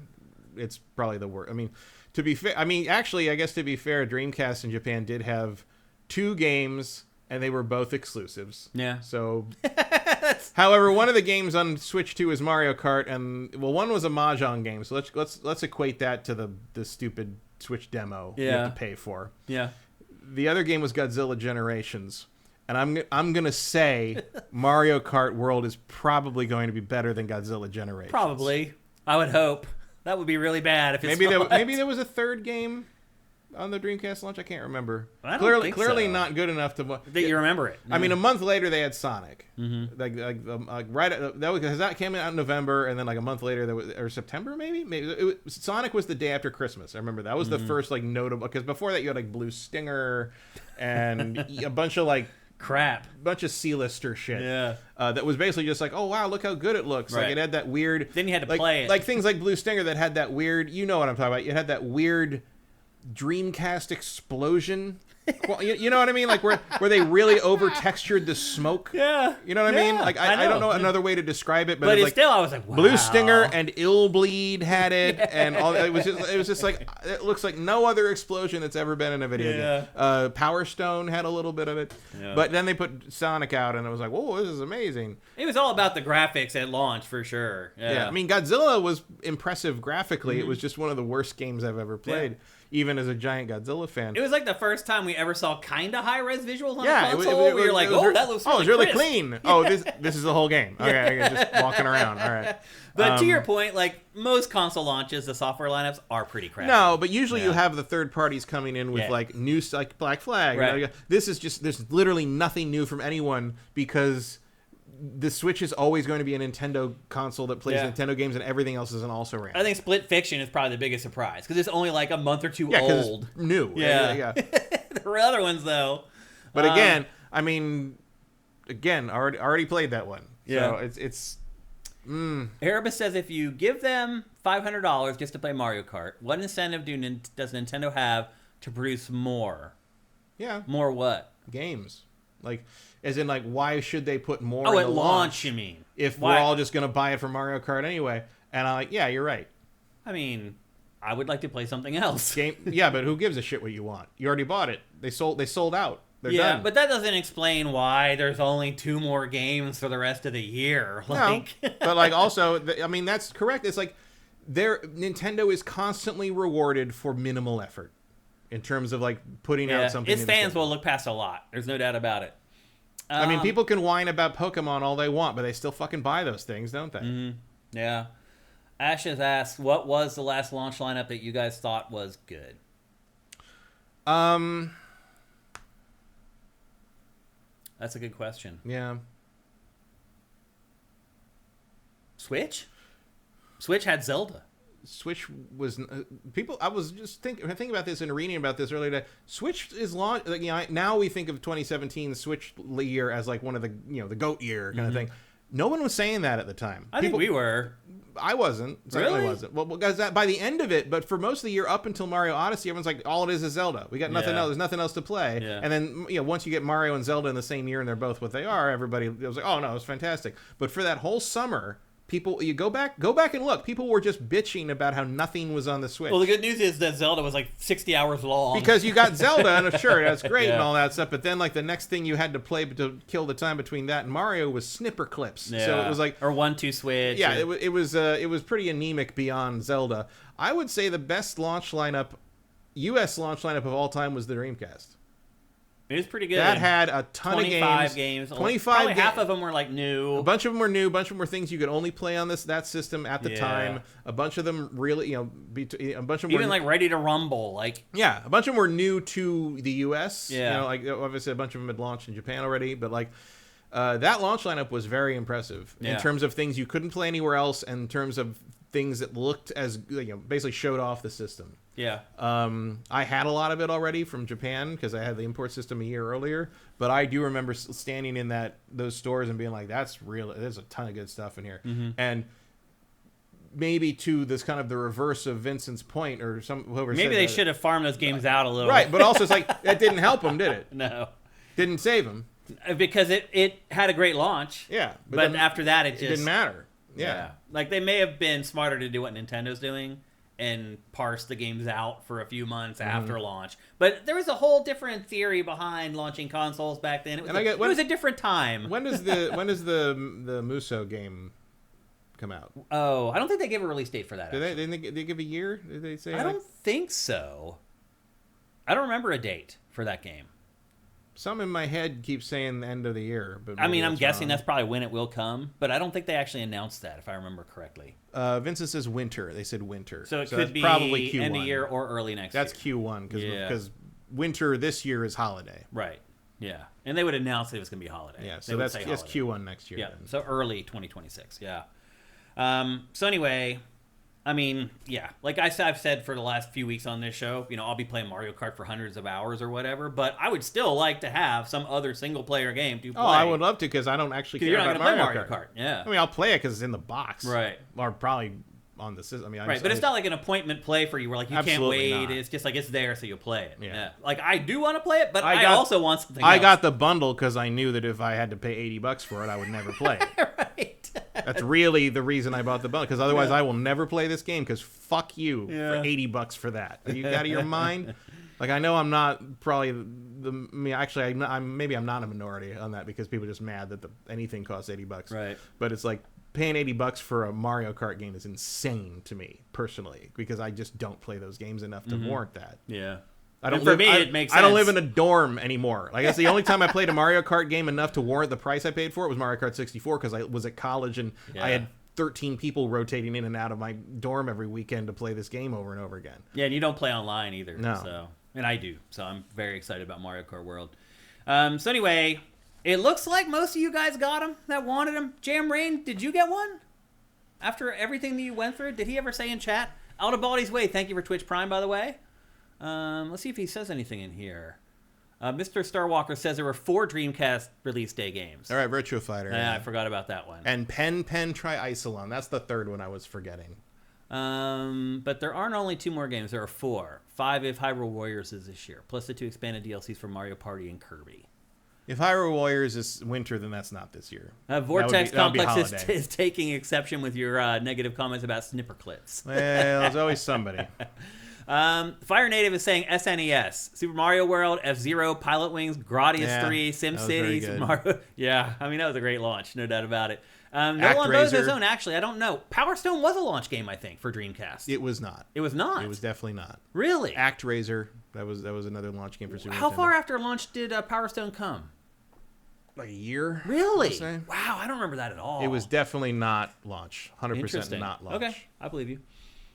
Mighty Pony says it's almost like Zelda will move product. Maybe it was launch in America. It was not launch in Japan. I know that. You're right about that for sure. I thought it was launch, or at least launch window in the U.S. Maybe I'm wrong. It might have been, but I know here's my dirty secret. I don't actually like Power Stone very much. Really? I thought it was kind of bleh. It's different. It was different. I preferred what was the Spike Out? Oh yeah, I like that better. More of a beat 'em up thing. Mm-hmm. But I never really cared about Power Stone after the first one. I think it is one of those games that gets over romanticized by people. Oh, 100%. Yeah. I do. It's sort of like it's also how I feel about Xenogears. I'm like, I wish it would get a modern remaster or remake so that like everyone who romanticized it could play it and be like, hey, wait a minute. Oh yeah, look, your 12-year-old brain thought this was great, but it's actually kind of okay. You know? Oh, a Fire Native says, what are you talking about? Knack is the best launch game ever released. All right, Knack. Yep. Okay. Oh, JM Rain says, got one through a site I've never heard of, but paid through PayPal, so if it isn't legit. Oh, JM Rain. What was the retailer that you went through that you'd never heard of? It's hard to think of a retailer that people hadn't heard of. You really got risky there. Techromancer is great. I wish Techromancer would show up in one of those Capcom collections. Well, JM Rain, listen, man. You need to investigate and figure out if you really got one or not. And if you didn't, get your money back, hopefully. And then maybe I can just give you the one that I'm getting from Nintendo. Again, that's first come, first serve. So anybody reaches out to me and says, I want that extra Switch 2, the first person to get to me is the one that's going to get it. But anyway, I hope you got one, JM Rain. I hope you can get your money back in case. You got to pay for it. He's not giving it away. Oh, yeah, of course. Yeah. But you got to be clear. Yeah. Well, I said you have to send me money on Venmo. Right. But every time you mention that, you should probably... You're probably right. Clarify. Fire Native says, I also like using PayPal so my info is less out there and they can fight if needed. I mean, credit cards, if you get ripped off, they always give you your money back, man. So does PayPal. Yeah. Say PayPal does too? You can get anything back from PayPal. Oh, really? The sellers with PayPal are screwed. Playland MX, I won it. I was first. My Auditory Game says they don't refund people. That's not my experience. You can get a refund from PayPal at all times. I mean, I know personally running SIFTD, and we get obviously a lot of payments from PayPal from y'all.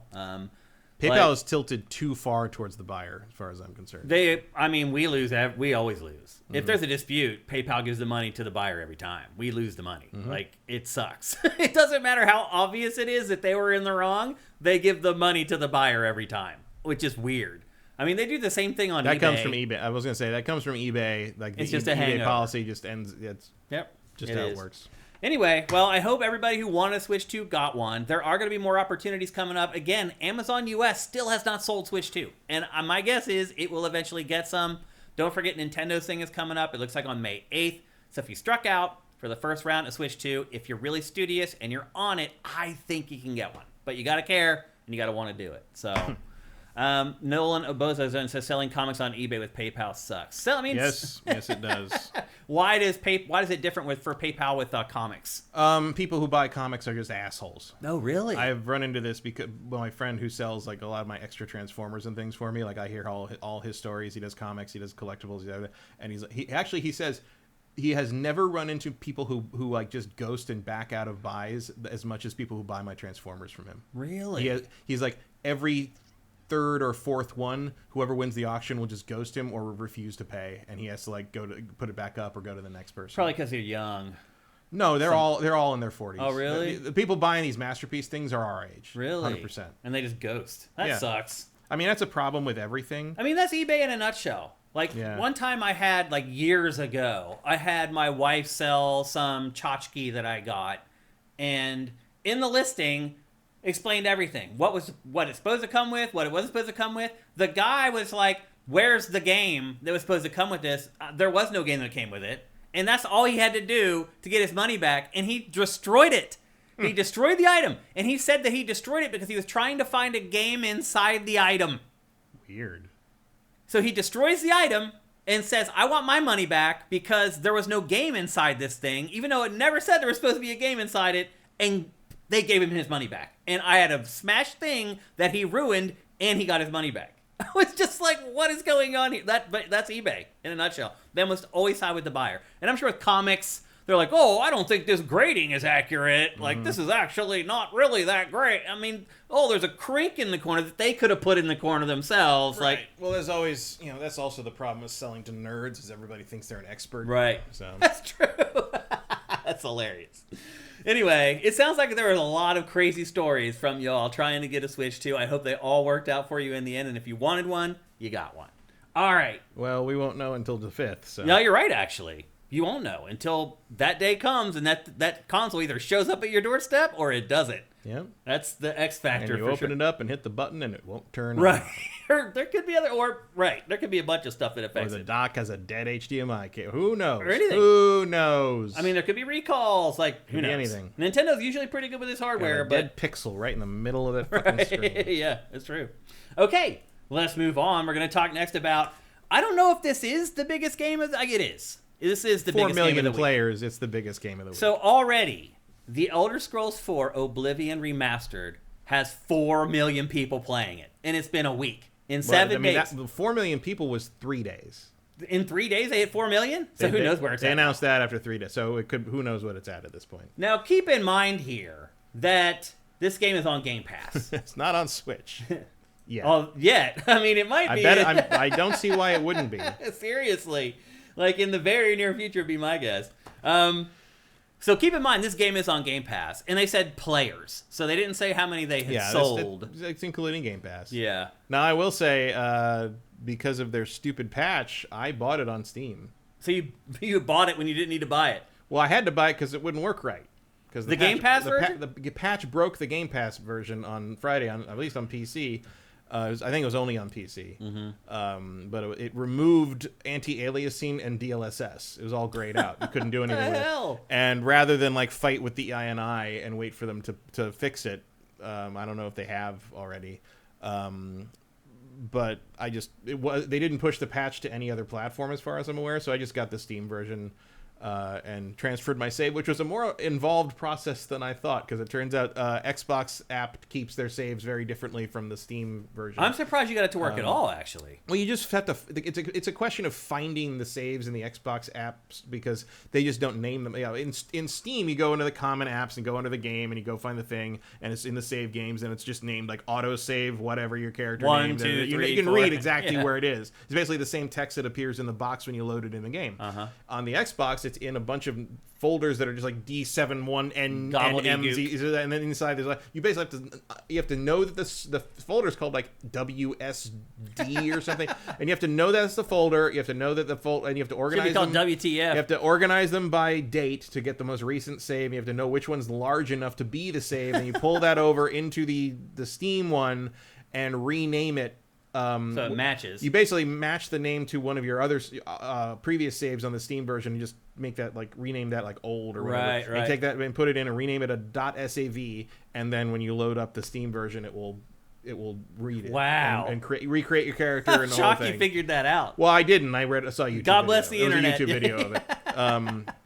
So yeah, but I'm like, yeah, I was like far enough in that I'm like, I'm not redoing this shit. Yeah. I had to go back and I created a new character to get the first few achievements back, because that doesn't re-unlock. Yeah. But I was like, all right, so I'm just gonna play it on Steam now, and I don't mind giving them money for this. It was actually a very well done in terms of balancing fixes and improvements with, we're not going to change the stuff that makes Oblivion, even if it's like some of that weird shit. Yeah. So I think this is one of the best remasters I've ever seen in terms of staying true to the original game, giving you the experience of the original game, but with modern improvements that make it way less annoying. Yeah. So this game is 19 years old, so a lot of you may have never played it, and so we are going to kind of treat our review of this game as if it were any other game that we had played for the first time, although obviously Matt and I have both played this game before. Although it's been so long that some of it's just like, I don't remember this. I don't remember a lot of it, man. I'll be honest. I remember this cave. Yeah. Because it's the same fucking cave I've been in 4 times already. Look, there's that little ditch with the little stone bridge over it that goes into the same fucking door. Like...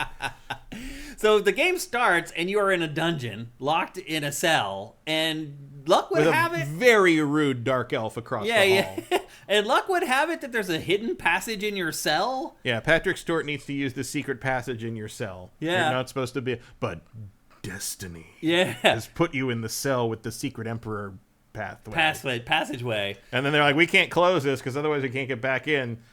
Which is weird, because they're like, aren't you just fleeing the city anyway? Right. Why would you want to get back? So you're just sort of let you run behind them for a while. Well, and then that's your tutorial. You get split up. Yeah. And I think they assume that you're going to die when you get split up. Yeah, they don't care what happens to you. Yeah. And then you come back around, you meet up with them, and they're like, holy crap, you're alive. Like they thought you're going to die, but you don't. Well, the Emperor has seen you in his dreams, because the Emperor has Patrick Stewart has 40 lines in this game, and apparently when he came in to voice him, they gave him a 90-page background story packet about the character, and they were afraid that they'd gone too far with it. But apparently he loved it. Apparently he was like, "Oh, I wish more people would do this with the guy. I know exactly how to play this now." Yeah. And 90 pages for 40 lines. He's a Shakespeare actor. There are no small parts to this man. Yeah, seriously. Yeah. And so you follow the Emperor down into this dungeon with a bunch of his protectors, and there's people down there waiting, as you can see in this B-roll. And eventually... Who conveniently are like... I love that... Once you know how this the system in this game works, is because like all his assassins have all this cool equipment, but it's all illusion equipment. Right. So when they get killed, it vanishes, and they just have these worthless robes on there's them. nothing. So you can't get any cool stuff at the beginning. Very clever. So you end up. It ends up that the Emperor gets trapped basically in this little room, and you can't fight everybody off, and he's killed, and that kind of sets in motion the whole plot of the game, which to this day, I'm still not 100% sure what the overall goal of the game is. I've never finished it. Well, it's basically, it's actually kind of really boring. It is. It's basically he's the Emperor and he's assassinated. Yeah, that's the thing. Is like they gave a 90-page backstory for a character with 40 lines who dies in the tutorial. Right. And then they'd already assassinated his 2 official sons, but he has a bastard son that he's hidden out in the wilds of Cyrodiil somewhere. And he gives you a special amulet to take it to a guy who's like the head of the Blades, named Joffrey. Which is so funny now to think about. Well, I mean, it's spelled different. Right, but pronounced the same. Well, yeah, but also remember, Joffrey existed then. Right. That book's from 1998. Yeah. But that was a real name. You know, it's fine. Joffrey. Unlike a lot of the people in there. But so basically you go, and then he's like, oh, we got to go find him. And then like basically becomes a quest to help his bastard son, Martin, reclaim the throne from the people who are usurping it. And I don't actually remember who's behind. It's like the Crimson Dawn or like some cult or something is behind it, and they probably worship some evil Daedra. And meanwhile, in the process, they're opening these things called Oblivion Gates, which are basically portals to hell all over the countryside. And you, early on, here's a pro tip. There's a city in the southwestern part of the map called Kvatch. Go there. Yeah. Go there soon. Yes. Like by level 5 or 6. Yeah. Because the level scaling, while it's better here, is still pretty prevalent. Yeah. And if you wait until you're like level 14, you're going to basically be fighting gods. No, you're right. And you want to go in when you're pretty low level so that you have to, because Kvatch is under basically siege by demons from Oblivion. There's a gate open, and the higher level you are, the worse the demons are going to be. Right. So if you'd like to if you go in early, you're just going to have to fight like a bunch of little scamp things and a couple of imps, magic casters. That'll be it. And you'll just go walk on through, and then you'll get Martin out of there, and you'll be able to sort of like enjoy the rest of the game with sort of everything flowing. Yeah. But Kvatch can become a bottleneck if you wait too long. I did not know that.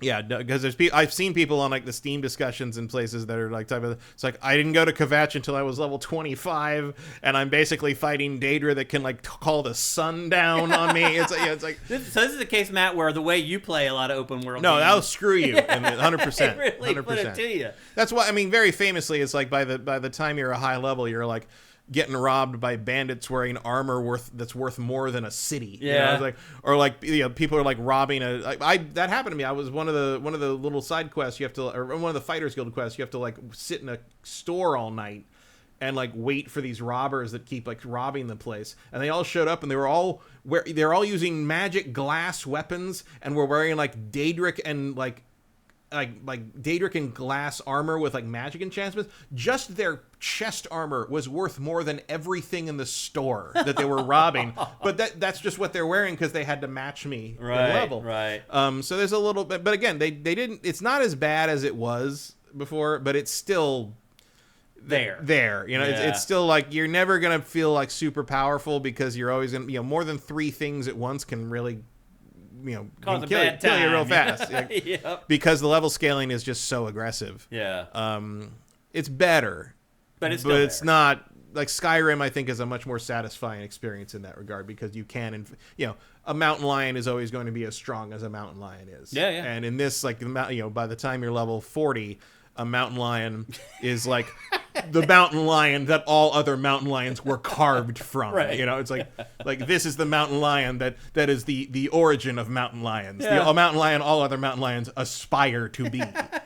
And there's a point where you're like, what's the point then? If you're just upgrading everything and I'm still hitting them for the percentage of their life you take off never really changes. It never changes. Yeah. It really doesn't. And I find that very frustrating. I agree. There's no ebbs and flows to the game. It's just very even. It is very flat. Yeah.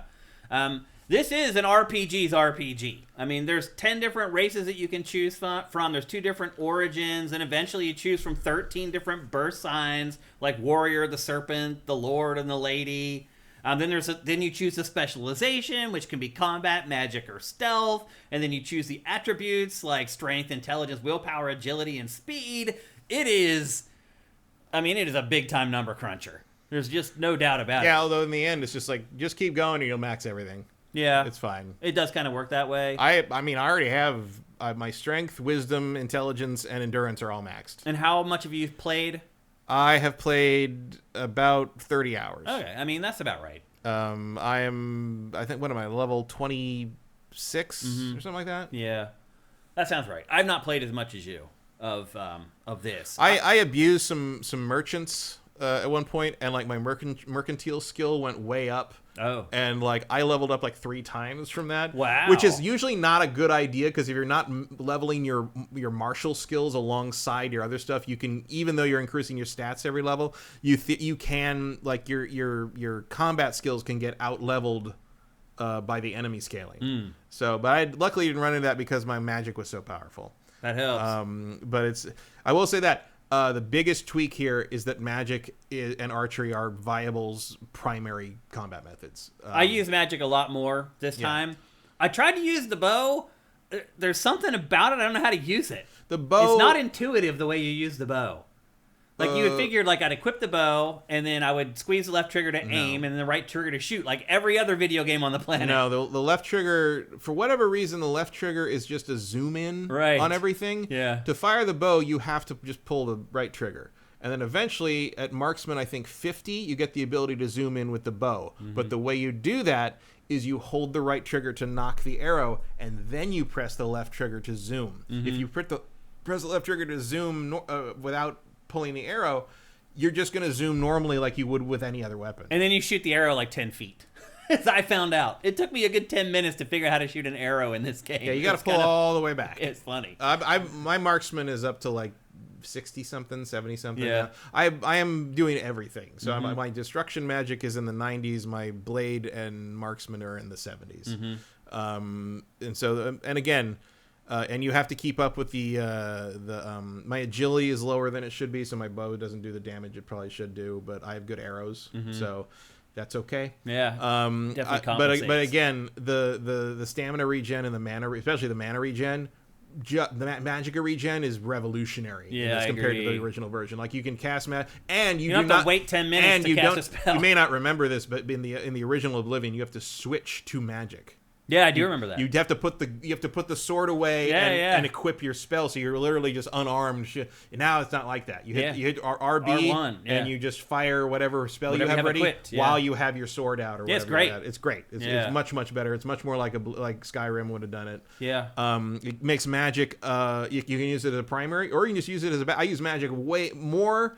In the first 3 hours of this game, I probably used magic more than I did the entire 100-hour playthrough of the original game. I also like the fast travel system we just saw right here. Literally, it's not like you have to unlock stuff or anything. You just go to the map and just as long as you've click been there on something and you can just fast travel. I mean, there. This was heavily criticized in the original release, I remember. Because the fast travel system? Because everyone's like, oh, it's too easy. You can just go anywhere you want. It's like, yeah, that's the point. Yeah, I don't want to do that. Huff it everywhere. That's what this game probably is what created my habit of, like, I'm just going to go close enough to every point of interest to unlock it and then go away and come back later. I'm pretty sure this game is the thing that made me start doing that. Because I'm doing it again here. I'm just like, I got to get within 25 whatevers. The distance is not... It's not feet. It's not. Yeah, meters, I don't know what they use. It's just a number. It's 25.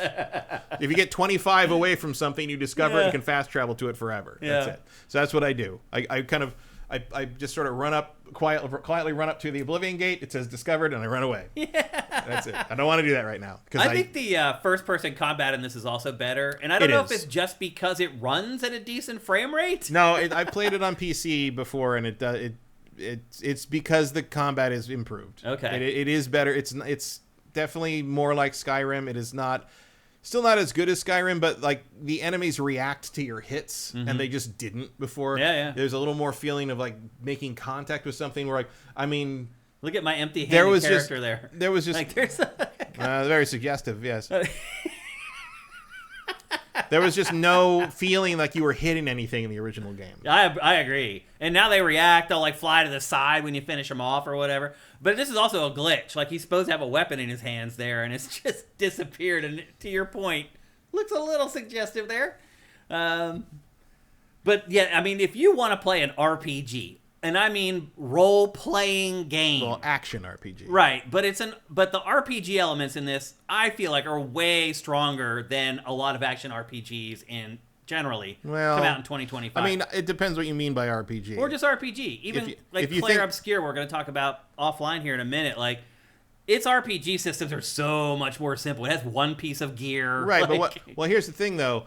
I don't think what you're using RPG to mean there, I would completely disagree with. So you think RPG means role playing, right? Which means Conversations, involved talking conversation, people, making yeah. decisions, and there's to another. me, it also is like gear and leveling stuff up, and It can be, but that's not what I mean.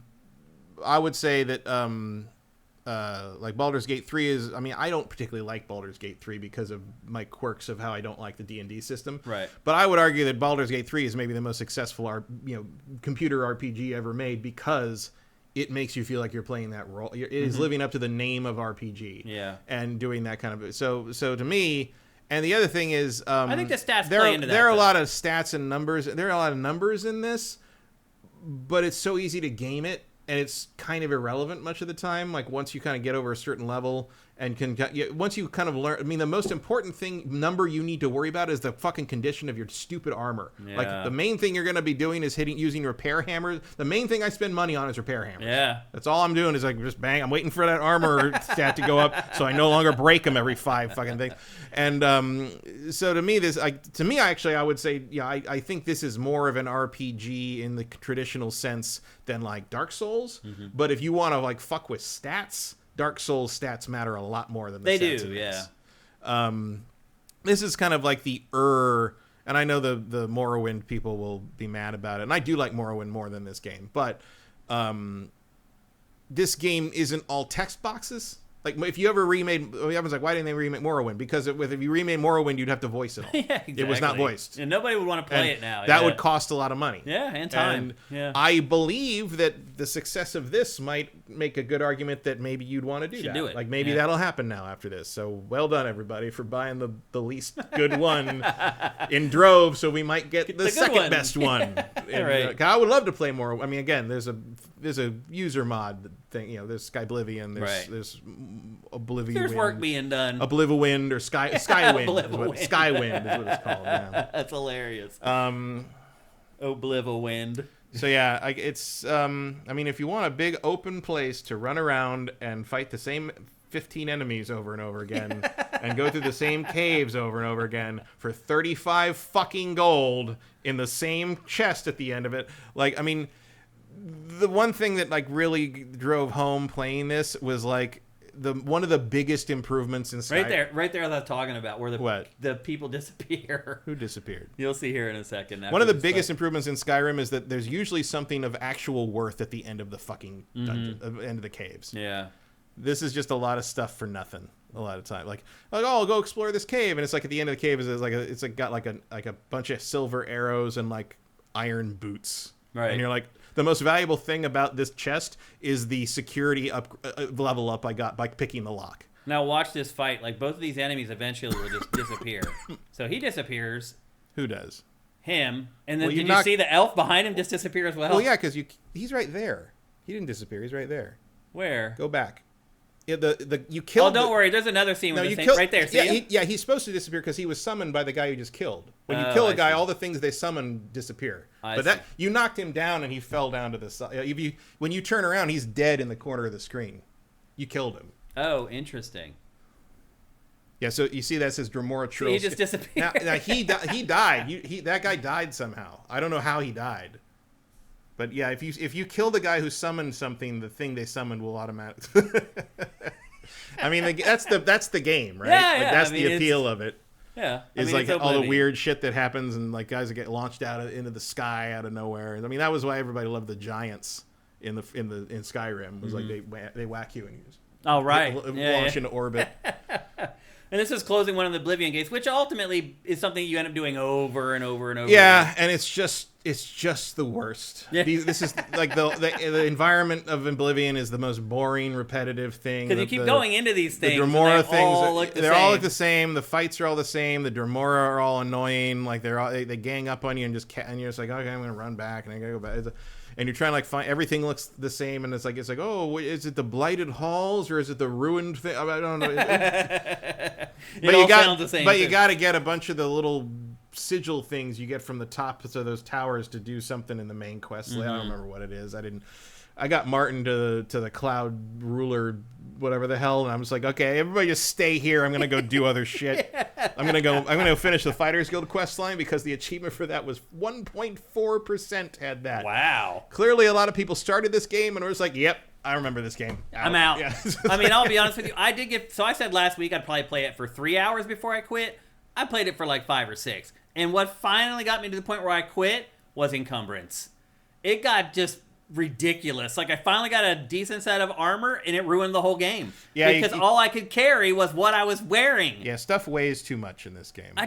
Even the swords weigh too much. It got to the point where I'm like looking through and I'm throwing cloth on the ground so I can walk, so I can run again. Like I'm like, here it is. This is what turned me off to Oblivion 19 years ago. And this is one thing they haven't really changed, at least enough for me in this rework of it. No, it's still bad. Yeah. The only way around, I mean, strength was the first thing I put points into. Me too. Strength is what ups your ability to carry things. Yeah. A couple times I just walked back over encumbered. I'm just gonna walk back to town because all these fucking magic things I picked up are too valuable. I know. It's like you also look at the money, the monetary value. It's like, it's 100 gold. I can't leave this behind, and I had to leave that stuff behind. Yeah, well, now I'm picking up stuff that's worth like 4,000 gold. Yeah. But I don't need it anymore because I've already like done like a bunch of farming and stuff, and I have like 100,000 gold. So it's just like, and now I can carry 550, which is I still get filled. One or two dungeons is enough to fill my inventory up again. If you start with it pretty much empty. Well, and especially because now I'm still carrying around 30 pounds of repair hammers all the time. Right. So that's the idea is like my armor gets damaged. I use repair hammers to fix it. So by the time I can pick up the loot in the dungeon, I can carry a lot more because I don't have repair hammers anymore. Because you use the hammers. I use all the hammers on fixing my damn armor. I mean, that's kind of this game in a nutshell, though. Kind of how you have to plan. Well, because like I wear a lot of mithril armor and lighter armor because it doesn't weigh as much, but then it gets damaged faster. It's just a loop. It's just a loop. Yep. There's some cool stuff in this game though that I just maybe forgotten, or I don't know if maybe they've made some tweaks to it. But like enemies fighting each other, like sometimes you just come around a corner, you'll just find like two enemies just going at it. Like that wasn't something I remembered being in video games in 2006 that I was pleasantly surprised by. But then I also came across a lot of issues, like we've already talked about bugs, and they've intentionally left some bugs in the game because that's kind of what Oblivion is. But then there's other issues that I came across. Like, still to me, the sprinting is very awkward. Like, it just doesn't feel like I'm in control while I'm sprinting. And it's just kind of awkward how you turn it on and off.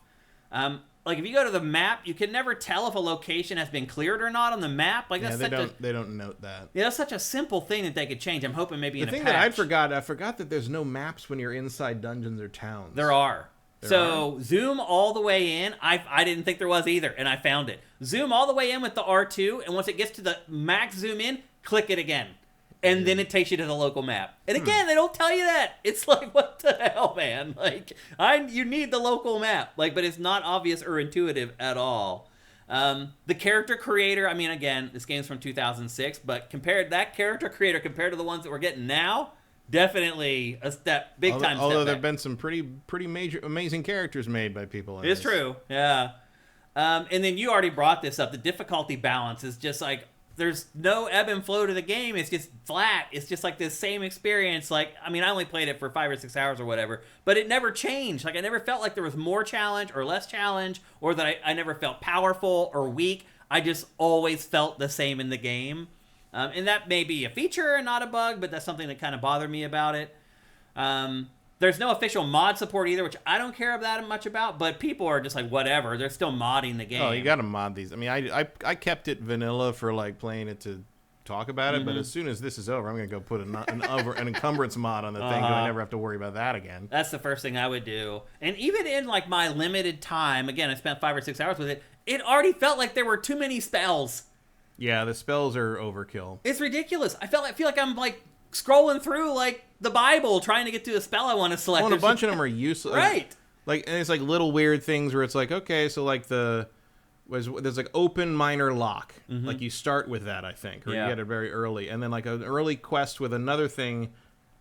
I think for the Fighters Guild, like the guy teaches you a thing called crack minor lock, which is a slightly better version of open minor lock. Right. But that open minor lock spell is in your spell list forever, and you got to scroll through all the other ones. One of the, I mean, I'm running with it like repair hammers. It's like if I have repair hammers, I got to scroll all the way down to R. Get the thing. I'm like, oh well, I'll just make it a shortcut, and I can just. If you run out of repair hammers, that shortcut goes away. It breaks. So you got to reset the shortcut every time you run out of repair. It's just like really guys. Annoying. Like Skyrim is so much better in every way. Yeah. In every way. Yeah. I like this game. Yeah. It's fun. It is the worst of the three. I had fun with it for a while. Of Skyrim, Morrowind, and Oblivion, I put Oblivion at a very confident third. Yeah. Morrowind is a much more interesting story and location. Skyrim is just an all-around better game. Like, there's no other way to put it. Yeah. And then just the bugs, like, there's tons of bugs in this game. And again, the original was like that too. It does have a certain charm to it. Yeah, there's a charm. I mean, the main bugs I've run into have mostly just been Unreal Engine crashes. On PC. Yeah, I've had a couple crashes. I'm playing on PS5. Which I guess is kind of par for the course. I mean, you expect that to some degree because it's Oblivion. Yeah, it's Bethesda. It's a Bethesda they RPG. I know they didn't make this one, but it was, Yeah, and then I didn't experience this myself, but I saw a lot of people complaining about performance issues on PC. How has it been for you, other than the crashes? Well, once they patched it with stripped out the DLSS, performance sucked. So yeah, other than if all the options are available, it runs fine. So before they patched it out, it was running okay on PC? I got it running at 4K, everything all turned up to maximum 60 frames. Okay. No problem. I saw people online complaining about PC performance. Yeah, I saw that. No, it's fine. I think Digital Foundry too may have. I think it doesn't scale down very well. But I have a 4090. Yeah, it's fine. You don't have to worry about that. So this game is selling for $50. You can get it for $20 or $11 a month on Game Pass. A little bit more if you want the horse armor. Oh, right. Which is kind of funny. It's funny. I understand I get it. Yeah, why they did it that way. But this is a gigantic RPG. Like, it is massive. Like, you're going to get your $50 worth when it's all said and done. Do you think most people will stick with it to the point where they get their money's worth out of it? I mean, I don't know. I think most people already know how they feel about this game, I would think. And then, like, the other thing is, like, I don't know, maybe not this year. Like, there's a lot of other stuff to do this year. Mm-hmm. So would you recommend somebody pick it up? I think I've already picked it up if you're going to pick it up. If you already know. Yeah. You either have, like, a fondness for this game or you think it's, like, the poor man's version of the other two. And it is a better experience than the original game, without a doubt. It is closer to Skyrim than the original was. It is not there yet. Again, I think if you're going to play on PC and you're willing to put some mod time in to, like, make it more of what it probably should be in the first place, mess with the encumbrance, maybe mess with the spells to give you the better spell list stuff. Mm-hmm. Some of the changes they could make are very easy. Turn down the level scaling to a great degree. I think that would make it a much better game. Mm-hmm. They have turned it down compared to the original, but I think they need to turn it even more down. Yeah. You can only do that so much because, like, the game is simply not designed to have certain level enemies in certain places. Yeah. Maybe there's a mod that does that. I imagine that it's been long enough and Elder Scrolls fans are crazy enough that I imagine somebody probably did that. Yeah. And made whole loot tables and things for the whole thing. Which would improve it greatly. Yeah, for sure. But I'd say if you're willing to put the time into, like, mod it into what you want it to be, probably one of the best purchases of the year. Yeah. If you're just looking for something that works out of the box or something that's like, oh, I miss Skyrim, I've never played Oblivion, like, that's kind of a 50-50. It's like, it's good. It will remind you of Skyrim, but it is not as good as Skyrim. No. Yeah, it's not. And the story even after this, it's still not. No, the story. I maintain that the main quest of this game is incredibly boring. Yeah. It's not interesting. Well, it's like we start talking about it, I'm like, what exactly is the goal of this game? I played it for 6 hours. I still don't really know. And I played it for however many hours back in 2006. I mean, in a nutshell, you're trying to restore Martin Septim to the throne of Syria. Right. To the Imperial throne. Yeah. The problem with that is, who gives a shit? Right. Who is this person? It's royal bullshit. Yeah, I don't know, right. whatever. Yeah. You're not even anybody of note. You're just sort of someone who seems Happen to be have in been a jail cell. Happen to be. I mean, the character in this game you play is generally referred to by the fandom as the hero of Kavach, which happens in the game. Like, you're nobody. Right. You're just, you don't even really know why you're in jail. It's just sort of like, okay. Well, also starts that's like the first 2 hours of the game, like the Kavach stuff. And actually, one of the funniest stuff has been watching like modern younger people try to grapple with the lock picking. Oh, really? The lock picking has been like ruining streamers all week. Because it's very weird. It's weird. It's not the way you would do a modern lockpicking game, and I remember exactly what the thing looks like when it goes up the way when you can actually hit the button. Mm-hmm. But if you don't know that, if you think you're just supposed to time it when it pops up, you're gonna break all your lockpicks in like one go. Yeah, you're right. Yeah. So there's a very specific smooth way the tumbler goes up. You're like, that's it, and it's like, I only know that because I played this game for 100 hours 20 years ago. Yeah. All visual and muscle memory, and like there's watching these poor kids just sort of be like, it doesn't make sense, and it's just like, it does. You just can't see it yet. Yeah. You'll get there. I mean, I think I would say is if you are a fan of Skyrim and you've never played this game, I think you will enjoy playing this game. Yeah, it's nowhere near as good as Skyrim. It might make you just go back to Skyrim. I mean, there's no dragons, there's no Thooms, there's no. The magic casting is nothing compared to Skyrim. I mean, again, I used it more like there's no skill trees. Like there's not, like you can't, like there's nothing cool in there. You get upgrades to your basic skills every 25 points, and most of those upgrades are really boring. Like maybe the best example is the lockpicking, where it's like your level 100 security bonus is you no longer drop tumblers when you fail a lockpicking test. Right. And it's like, I've done this literally 1,000 times. I do not fail lockpicks anymore. That is the most useless bonus for getting to 100 I can possibly think of. Whereas in Skyrim, you get to the maximum of that tree, and they just give you a lockpick that can't break. Right. Which is like, no, you're right. Great. Yeah. Done. That's great. I'm surprised there weren't more things like that incorporated into this. There's some like mercantilism, like the mercantile skill is better. There's a couple things that I saw were improvements, but in general, like the rewards for pretty long grinds on some of these basic skills is They're nothing. Not great. Like even the sneak skill isn't very interesting. What you get, it's just like, okay, you get a point where it's like, oh, you can sneak and you don't make as much noise, but like the higher level stuff is not very good. Like there's not a lot of reason to take some of these skills past 50. Yeah. And it's weird. Whereas in Skyrim, you always wanted to go up those trees in some form usually. No, you're right. Yep. Let's check in with chat, see what you guys are saying about this. I'm sure a bunch of you have played it. Again, it's on Game Pass. So if you're a Game Pass subscriber, download the thing. What are you doing? Let's see here. Noxator United says, there's no clear on the icons because dungeons respawn every few days. That's true. Interesting. I wonder if Oblivion will blow this game out of the water by remaking this in the Skyrim engine. I mean, I know Bethesda reached out to those people and gave them free codes for this game and basically extended the olive branch and said, look, we're not coming after you guys. Like, you guys can keep doing what you're doing, keep working on your project. We admire what you're doing, blah, blah, blah, which was really cool. Yeah. More developers and publishers need to do that. Mitchell Ness says, I think Oblivion is a happy medium between Morrowind and Skyrim, which makes it my favorite. Interesting. Okay, Mitchell. Retro Modern Gamer. Stolty69, thank you for Twitch Prime. Luke TG1, thank you for the bits. That's awesome. Retro Modern Gamer says, I play on PC. My recommendation for PC gamers is to go to Nexus Mods, go to category called Gameplay, and search by most downloaded to fix this game. The fun I have is playing the Thieves Guild, Dark Brotherhood, the Arena Quest, and Daedra's Quest. I buy tons of lockpicks and just spam the button to unlock it. I'll be honest with you, I generally just use the auto lockpick for the most part. Because to your point, it is a very obtuse system, like their lockpicking system. He finishes off with, there is a lockpick in the game that never breaks, a skeleton key. Pro tip. Okay? Yeah, I think they all have that. That's usually the reward or something you can get from the Thieves Guild quests. Tiny2K. But you have to give it back in Skyrim, which kind of sucks. That's funny.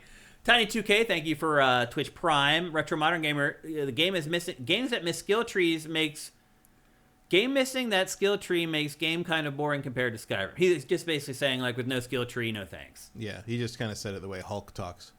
Erebus says, I love that this game was Shadow Drop. Have something cool right now. It's such a nice thing. Yeah, I hear you. And it clearly worked. Yeah, it did work. What else? Any other comments about it in here from you guys? Retro Modern Gamer, that is the one problem with Oblivion and Skyrim. Oblivion has too many gates, and Skyrim has had too many dragons, and it becomes repetitive. Mods are required on PC. Yeah, most people seem to agree with that. Yeah, I mean, I the thing about Skyrim with the dragons is eventually the dragons become trivial. So if a dragon comes down, I'm just like, and it's dead. You know, like whereas Oblivion, nothing works that way. Yeah. You always have to... Going through an Oblivion gate is never trivial because they're all the same level as you no matter what. So you have to fight your way through. And sometimes they don't scale it right. So, like, you just run into 3 really powerful, Daedra things, and they just roast you. And you're like, well, I got to try that again and hope I can, like, kind of kite them out. And... it's tedious as hell. That's the problem. Old games are like that. There's lots of kiting, baiting them out into situations where you can take them out one at a time instead of having to fight mobs. There's all that in these old games. Mitchell Ness also Skyrim's also an old game. It didn't do that. You're right, yeah. Skyrim was them fixing a lot of crap that they waited too long to fix. Yeah. Crazy to think that Skyrim was only 5 years after this game. I know. And they made it in 5 years. Yeah. Now, forget it. Now we're 14 years after Skyrim. Mitchell Ness says, at this rate, how is this year going to do? Do you believe that this year could go down as one of the best years in gaming ever? Yeah. It could. I mean, we were pointing to this year for all of last year. So it better. Otherwise, we're going to look like fools. So, yeah, I think so. Let's see if there's any last comments here before we move on. C-Note with the shadow drop emoji. I didn't know there was such a thing. That's crazy. Noxator United says, I'm enjoying it, but more looking forward to Fallout 3, but that's probably a ways off. Yeah, they're cracking the whip on that project right now, though, after how Oblivion did, though. I guarantee that much. Geno Mike 1 asks, did you guys play the DLC and expansion? I did not. I only played this for 5 or 6 hours, and it got to where the encumbrance became so annoying, I was like, I'm good. I mean, I did play the DLC back in the day. Yeah. I thought Knights of the Nine was fine. It's just sort of an extra quest that sends you all over the map to the different shrines. Yeah. And I thought the Shivering Isles was really tedious. I thought that was very boring. Most people seem to think that's the best part of the game. But I thought that whole Sheogorath thing was just incredibly boring. Yeah. I didn't... Everyone's like... It's just kind of like weird. Like, I'm so wacky! And it's like... I mean, maybe it'll be better in this because the performances... The voice performances are the same, but like... The characters don't look as stiff and weird. I don't know. I just don't care about what's happening narratively in this game, which is one of the reasons I don't really consider it a great RPG. Yeah, that matters big time. Story matters more than any other genre. It's a big sandbox. Yeah. It's not a very good RPG. Yeah, I'd probably agree with that. Yep. So there you go. That is the Elder Scrolls 4 Oblivion Remastered, available for PC, PS5, Xbox Series, and Game Pass. And if you know GameFace, we're always going to recommend just get Game Pass for a month for $20. Again, 4 big games already have come out in the last 5 or 6 months on Game Pass. It's a great time to get Game Pass, and we always recommend it. So there you go. That's the Elder Scrolls 4 Oblivion Doom Remastered. coming in a couple weeks. That's right, and that'll be on there as well. It's just it's a great year for everything. So far, 2025, other than all the other stuff going on culturally, is a great year for video games. All right, let's move on. We're going to talk next about Ghost of Yotei. And you may be like, oh, they're going to talk about it because they just announced the release date, which we are going to mention that. It is coming out October 2nd, 2025. Not afraid of Grand Theft Auto 6 at all. Clearly, it's might be right on the dot there. Yeah, we might see that move. That might move one way or the other. The other thing they announced though is that it's only going to cost $70, so no $80 for Ghost of Yotei. Look, $70 is a deal now. Yep. And here's why we're talking about it. So they announced the release date with a new trailer. Obviously, that's worth discussing at least, or at least showing on GameFace. But here's the thing. Sucker Punch just did a gigantic interview with Famitsu. They have not talked to any Western press, any U.S. press about the game, and they did a gigantic feature-length interview with Famitsu in Japan. Well, the first one was very popular in Japan. It is. And I mean, when you think about it, it makes sense, particularly when you start thinking about what just happened with Assassin's Creed Shadows, with the cultural stuff around Japan. My guess is they watched that stuff happen and like, that ain't happening with our game. Yeah. We're going to make sure we go and talk to the Japanese press. Although Shadows also has done well in Japan. Mm-hmm. It has, yeah. I mean, ultimately, I think Ubisoft did a pretty good job with how it handled it. So it figured it out. But Sucker Punch is like, we're not even going there. We're just going to skip all the parts with the controversy and go straight to the source and let them know how we're handling the game. And so I went... and I translated... Yeah, one way to get around that same thing with controversy is to go straight to Japan and be like, hey, do you hate this? Right. Like, okay, no. we'll take it out. Cool. We'll take it out if you hate it. So anyway, I went to Famitsu.com and I translated the entire interview, and I'm just shocked at how much information Sucker Punch gave the magazine. And we're going to go through it all right here. It'll be interesting to see if other publications do this throughout the week. This is the first real detailed information about Ghost of Yotei. And I'm just going to run through it here, my translation, and try to make it as entertaining as possible. So it's set in 1602. I think we knew that already.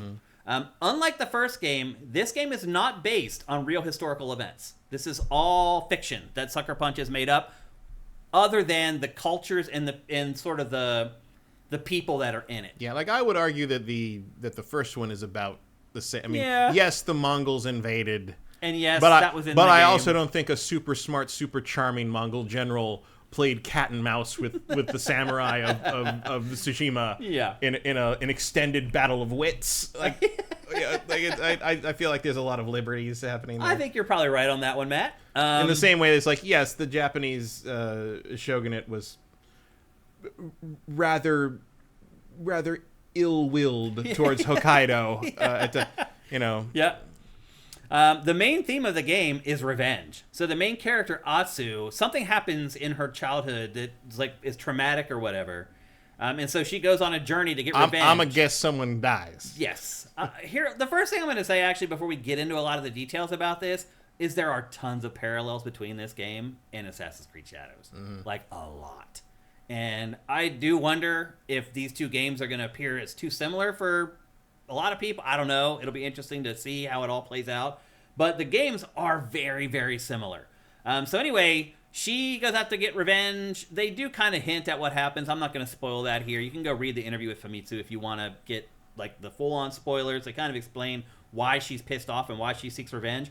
But the whole job or task throughout the game is to hunt down what's called the Yotei 6. It's a group of warriors that have caused death and destruction across all of Japan, but also did something very personal to Atsu that makes her want to go out and kill him. As you go out and hunt down the Yotei 6, Atsu wears a sash, and basically it's just a hit list. And as she kills one of them, they cross them off on the sash. You can take down the Yotei 6 in whatever order you want. So the game doesn't dictate you take down this guy, then this guy. Basically, they're like, here's these 6 people you need to take down. Figure it out. Do it however you want to. So the honor system was a big deal in the first game. At first in the interview, it seemed like it had completely gone away. But then later on in the interview, they kind of hint that it might be back in a different form. They basically say, well, she wants revenge in the beginning, but she learns over time that that's probably not the best approach. And that's where they said how the honor system has kind of evolved and how she evolves throughout the course of the game.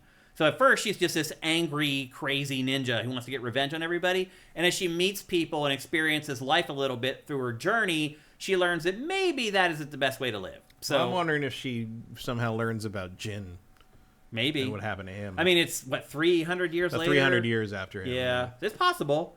The game introduces a new close combat... I'm sorry, let me rephrase that. Introduces new close combat weapons, inspired by both Japanese and Western dramas. So they are incorporating a little bit of the West interpretation of the East in this. There's a katana, an odachi, let me see if I can pronounce this, kusarigama, 2 swords, and a spear. And those are the melee weapons that are in the game. She gets stronger as the game goes on. In each weapon, she learns like how to use them and master them from various teachers and masters that are littered around the environments. And there are also bows and throwing weapons in the game. And one thing that she will be able to do is she'll be able to pick up weapons that have been dropped by enemies and use them, and even throw them. So she can pick up a weapon that an enemy has dropped, like a sword or whatever, and throw it at an enemy and use it as a weapon, which is pretty cool.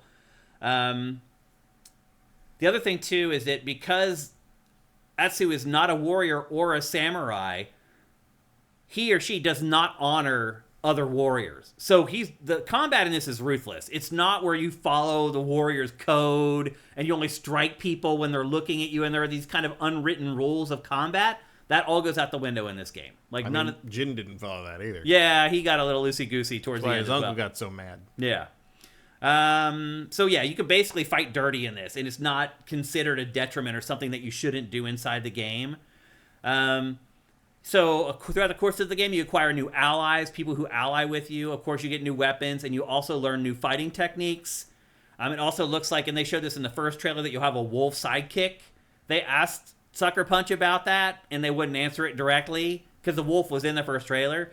But later on in the interview, they kind of hint at, like, yeah, like the wolf is going to be your companion that follows you around. Obviously, you're going to have a horse as well. I'm assuming the wolf will just run alongside your horse or whatever. So in the first game, there was a musical weapon called a shakuhachi. Is that right? Is that how you pronounce it? Flute? Yeah. In this game, Atsu has a shamisen, which is that Japanese guitar. It's like you hear in every Japanese song that plucks along, right? Yeah, you know what it is. Yeah. You, as soon as you hear it, you're like, oh. Oh, I know that. Yeah, so she has that in this game, and apparently it comes from her mother. Yeah. That thing when anything dramatic happens in a ninja movie, it's all... It's that. Yeah, it's that. Yeah. And so that's what she plays, and it's her mother's. And they wouldn't go into it too deeply but they said it's like her most treasured possession. Well, as it was his flute was his mother's, right? Too, same deal. It's basically the same thing. Like there's a lot of parallels here. There are. Yep. Especially because they seem like there was implications around the time this was announced that this is not Ghost of Tsushima 2. Right. It is a spin-off, and we might still get a follow-up on Jin in a future game, which would be great. For sure, absolutely. I'm totally down with that. But this looks cool, and I'm always on board with completely changing up the location for an open-world game. Yeah. So I think this is a good move. Yeah. So it takes place in the Hokkaido prefecture. Sucker Punch actually went and visited Hokkaido. They said that they chose the area for the setting because it's both beautiful and wild, meaning that it's a beautiful area, but it's untamed. And so it creates an air of never knowing what's going to happen next. And they said that they like that about the area. They said it's also a lawless environment that has a lack of public order. So again, to the point I was making earlier about how you can just basically be a scoundrel if you want to and play it however you want. That's kind of what's happening in the area. Yeah, I mean, they had that environment for Tsushima, but that was because the Mongols had invaded and basically society collapsed. Yeah. Sucker Punch claims that the map, or the game world, provides the greatest freedom, and it's the biggest of any game they've ever made.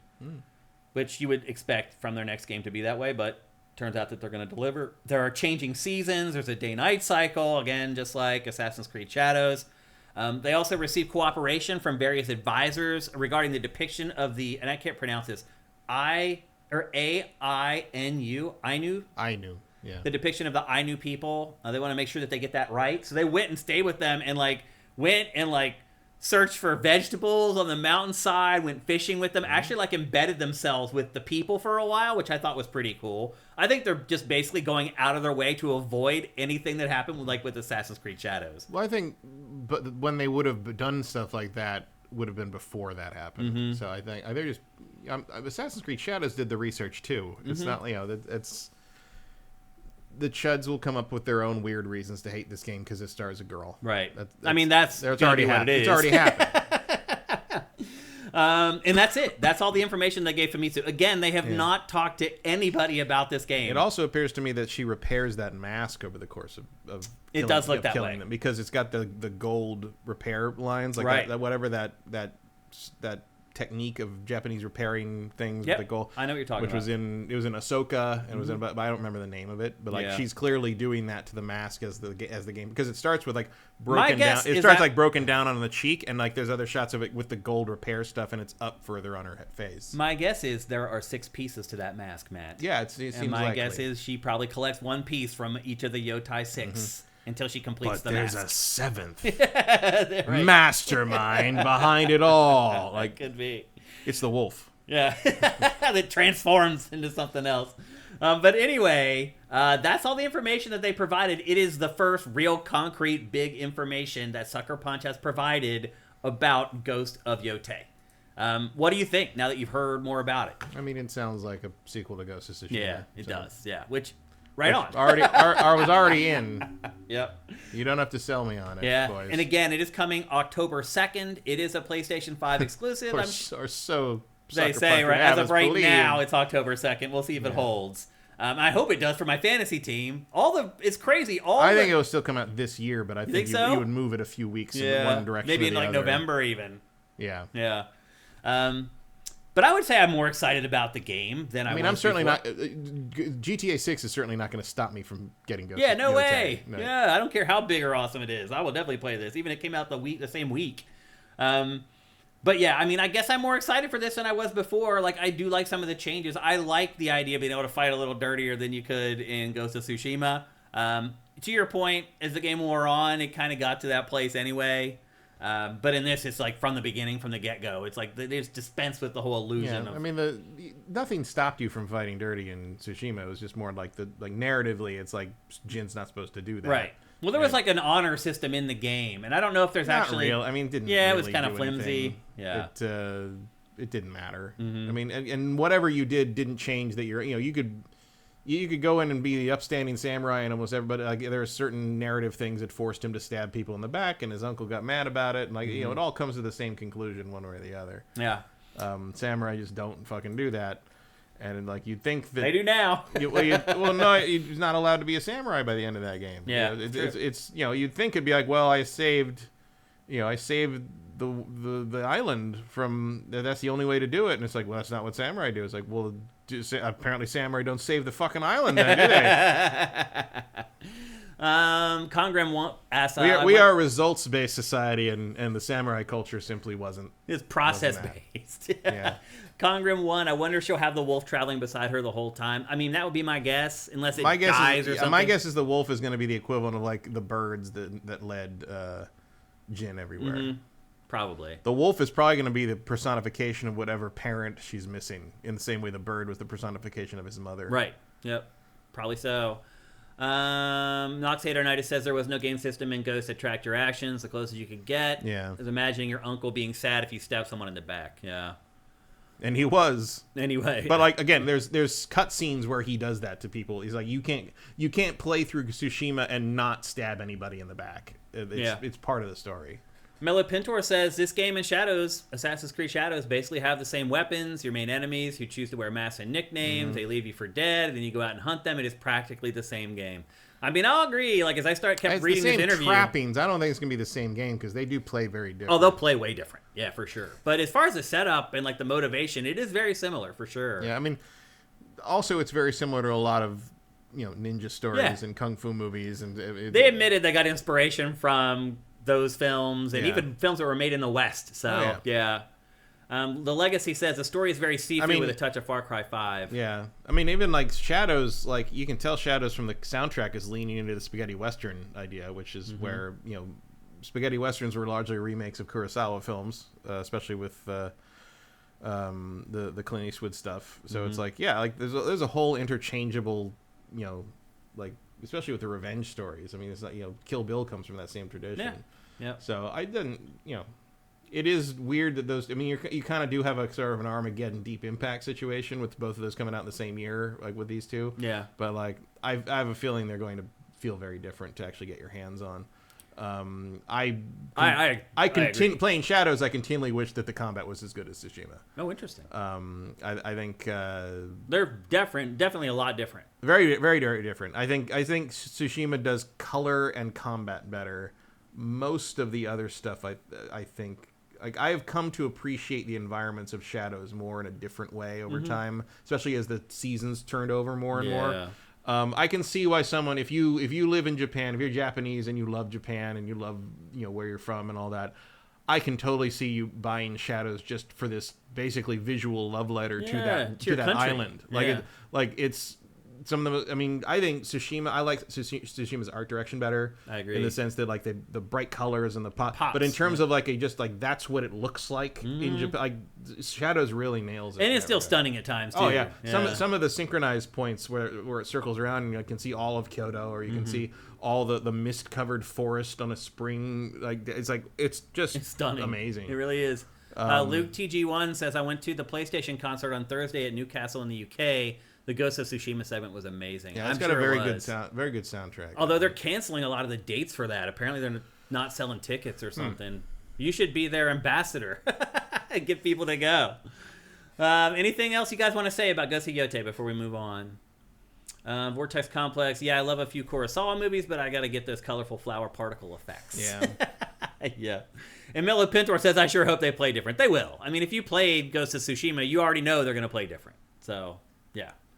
Okay, there you go. That's Ghost of Yotei. Again, as of right now, scheduled for October 2nd for PlayStation 5. We'll see if that date holds. At the very least, I hope it comes out this year, if only for the sake of my fantasy team. We'll see.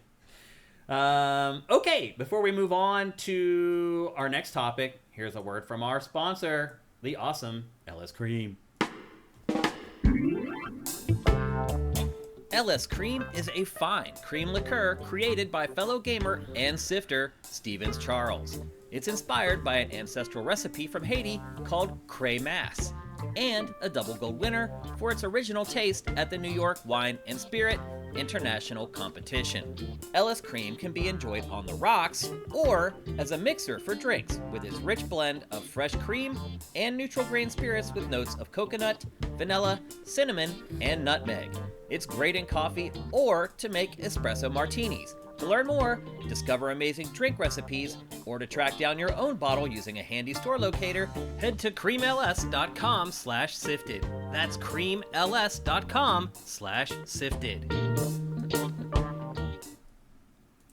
That's right, sifters. Cremass Dadass with LS Cream. Go to creamls.com/sifted. Go there. There's a store locator. There's a way to figure out how to get it sent to your doorstep. Get yourself a bottle or 10 of LS Cream. Again, as I've mentioned the last few weeks, LS Cream is a Canadian company. We all know what's going on right now with Canada and tariffs and all that stuff. I honestly don't even know have they rescinded the tariffs on Canada at this point? Not yet. Not yet. Who knows? Maybe tomorrow they will. Who knows? The bottom line is that they're a Canadian company. They need all the help they can get. Go to creamls.com/sifted. If you have not bought a bottle of LS Cream yet at this point, now is a great time to do it. They need your help, and they're awesome. Help them if you can. Go to creamls.com/sifted. All right, and with that, we've just got one thing left to do.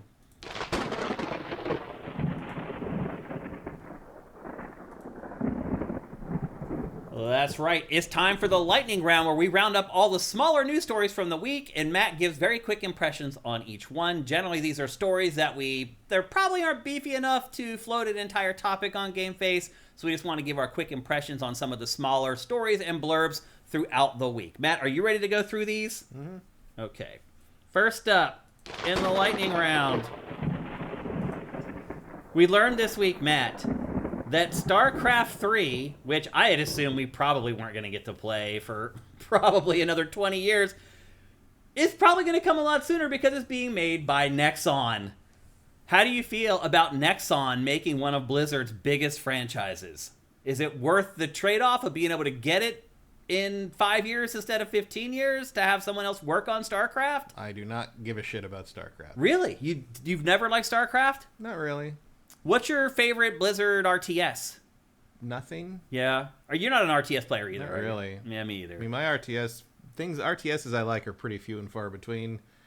I liked Rise of Nations a lot. I like the Dawn of War Warhammer games, which is another reason I don't have any need for StarCraft. Those things are insane. I already have. They're so Warhammer. complicated. It's crazy. I tried to play one time.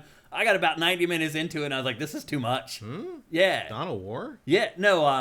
You're thinking of Total War. I am thinking of Total War. Yeah. I'm saying Dawn of War, the Relic Warhammer. I'm thinking of Total War. Yeah. Yeah, Those games are nuts. I can't figure those out either. Holy crap, man! I really tried on the Three Kingdoms one. Yeah. And I just couldn't wrap my head around it. I I played Command and Conquer back in the day. I like them. I'm not good at them. Is basically how I describe myself. Yeah. Sins of a Solar Empire. I like that one a lot. But yeah, very few and far. And StarCraft never particularly interested me. I always saw. Why do you think it's so huge? I don't know. Yeah. I think it's accessible. It makes a lot of sense. It's the probably cleanest RTS they ever made. It's before they got really overcomplicated, like with Warhammer 3, which I think like slowed things down a bit, and the Heroes thing in Warhammer 3 I think made it, or Warcraft 3 made it possible for Dota to become a thing. Right. But I do think it like robbed it of some of the elegance that StarCraft had put in. And it just happened to be the thing in the right place at the right time to become the first real esports game to a large degree.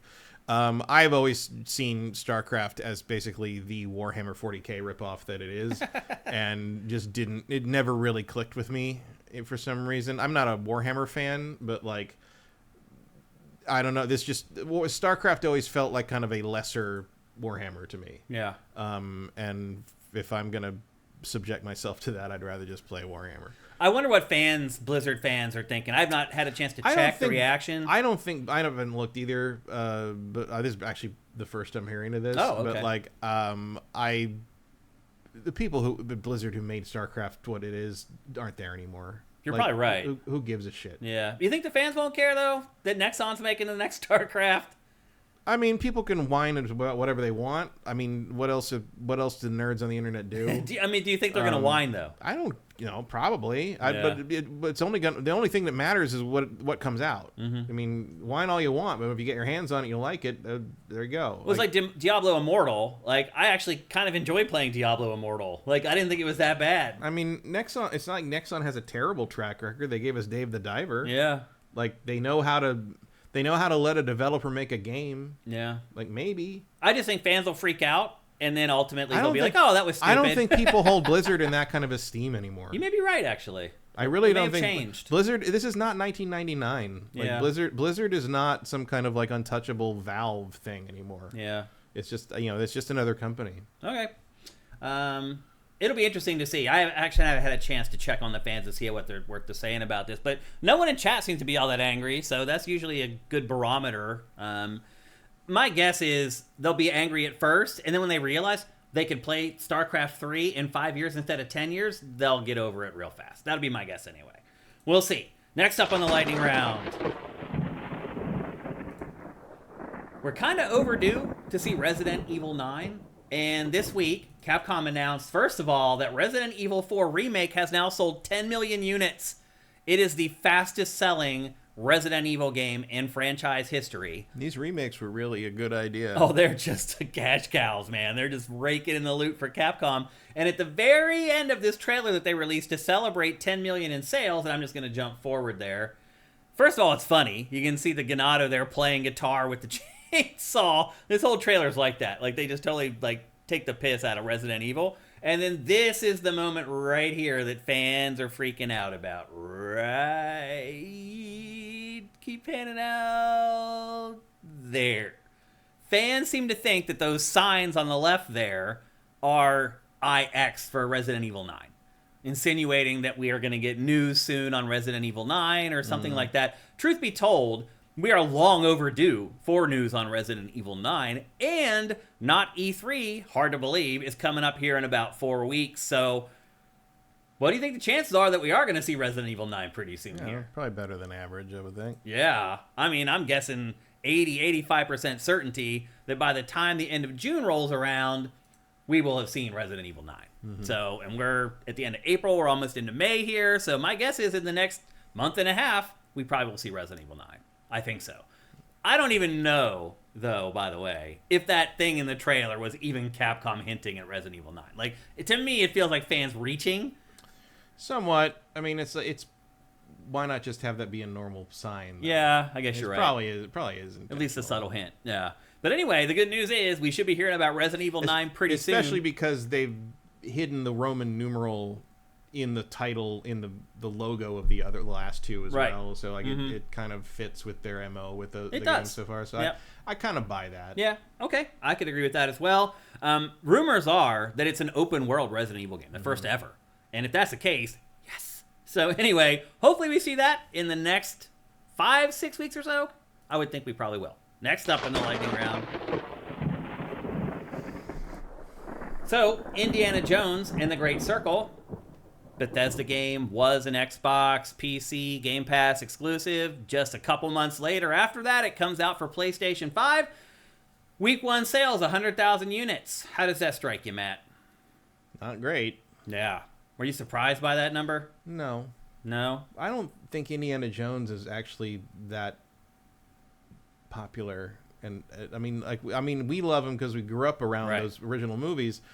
But why would anyone younger than us particularly care unless their parents were showing them these movies? It doesn't really hold anymore. Mm-hmm. And it's hard to kind of, the attitude towards archaeology and stealing shit from local sites has sort of shifted. And I think this is a very good, probably the third best Indiana Jones movie when it comes down to it. You're probably right. I'd say only Last Crusade and Raiders are better than this in terms of how the character's portrayed. The scene where he fights that one Nazi guy and they all kind of accidentally beat the shit out of each other because it's such a small space and he elbows the guy. Right. Yeah. That's pure Indiana Jones. Indie. Yeah. So super huge kudos to the people who made it, to Troy Baker for nailing it and getting complimented by Harrison Ford on stage about how well he did Indiana Jones. Everybody put in massive effort and great work on this. I just don't know if Indiana Jones has any more legs in him. Doesn't seem like it. I'm sure. I would play more of these 100%. Yeah. But I'm thinking Microsoft has to be pretty disappointed with the PS5 I would sales. think so. Yeah, I thought it would sell way better than that. The main outcome of this might just be maybe we could get Troy to start doing Han Solo in games now, because clearly he can do Harrison Ford real well. Right, yeah. And that Harrison Ford is a very hard voice to get right. So I think the main revelation of this game is that we got another Harrison Ford voice. Yeah. So I don't know. I would love to see more of these. I would love to see more machine. Think we're gonna though? No, probably not. I don't think so either. Unless Microsoft just thinks the prestige from these is worth it. Which being in the good graces of Lucasfilm and Spielberg that's not nothing. Phil Spencer did hint at it after it did well on Game Pass and Xbox that this is something we're looking into. Now though, the fact that the fact that you can get Harrison Ford out on stage at the Game Awards on the back of that is something too. That's a big deal. There's something to be said when you have almost infinite money the way Microsoft does, and you can't fault the game for that. No, So, and the people holding the purse strings are old enough to have reverence for the Indiana Jones character without being able to acknowledge to themselves that nobody under 40 cares. Yeah. So we might get another one. There might be, but again, even Machine Games has said we would have to have another really good idea. Yeah, they're not going to make another one just to make another one. Yep, which is correct, because when you do that, you end up with Crystal Skull. You're right. Yep. Okay. Next up in the lightning round, we're finally getting the first information about the next game from Larian, the developer behind Baldur's Gate 3. Obviously, the game of the year when it came out. Oh, actually, I want to point out what the Legacy just said. That is an excellent point. The first-person perspective didn't help. 100%. I know half a dozen people who love Indiana Jones and don't want to play that game because it's first person. I could get that. You don't see Indiana Jones. Yeah, barely see him. It's wait, is it an Indiana Jones game or not? I hear it. I totally get that perspective. Anyway, we finally got some information from Larian about the next game from them. They made Baldur's Gate 3. Basically, as soon as Baldur's Gate 3 was a huge hit, the studio came out and said, well, we're not making Baldur's Gate 4. Yep. They're working on a new IP for its next game, and we got some kind of bad news this week. They basically announced that we will not hear about the game for another 5 years. Meaning we'll learn about the game for the first time in I can't even believe I'm saying this, 2030. And then, which means the game probably comes out in 2032? I would think that if they're doing it this way, you're probably going to get it sooner. I think they're just not going to talk about it until it's pretty close to release. In part because they know that everyone's looking at them as kind of the forerunners of RPGs, and you're going to see some of the most embarrassing attempts to duplicate Baldur's Gate 3 going in the next like 3 or 4 years. Probably one of those will be Baldur's Gate 4 with whoever Wizard of the Coast like foists that on, whatever poor developer takes that job on. Yeah. Don't, by the way, whoever you are, don't do that. But as Gabe Newell once said, these things take time. And I think they are basically going to play this real close to the vest so they can suddenly be like, this is what we're doing. This is what's different. This is how it works.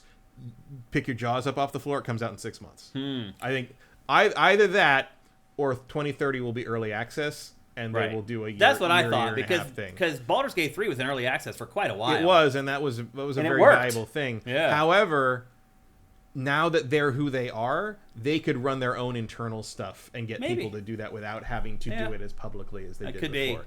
I think, with no actual evidence or insight from talking to anyone from Larian, obviously, I think they are going to get pretty secretive, because I think they are the ones to watch in this, and you want to keep all your trade secrets as close to the vest as you can, because the next thing, whatever they come up with, whatever innovations they come up with for their own IP and their own way of kind of adapting what they already did in Baldur's Gate 3 and the Divinity games, because clearly this is a linear path they're on. Like, you don't get Baldur's Gate 3 without Divinity 1 and 2. Yep. I think it's very much in their interest to guard what they're trade secrets. Yeah. That's what they are. I agree with you 100%.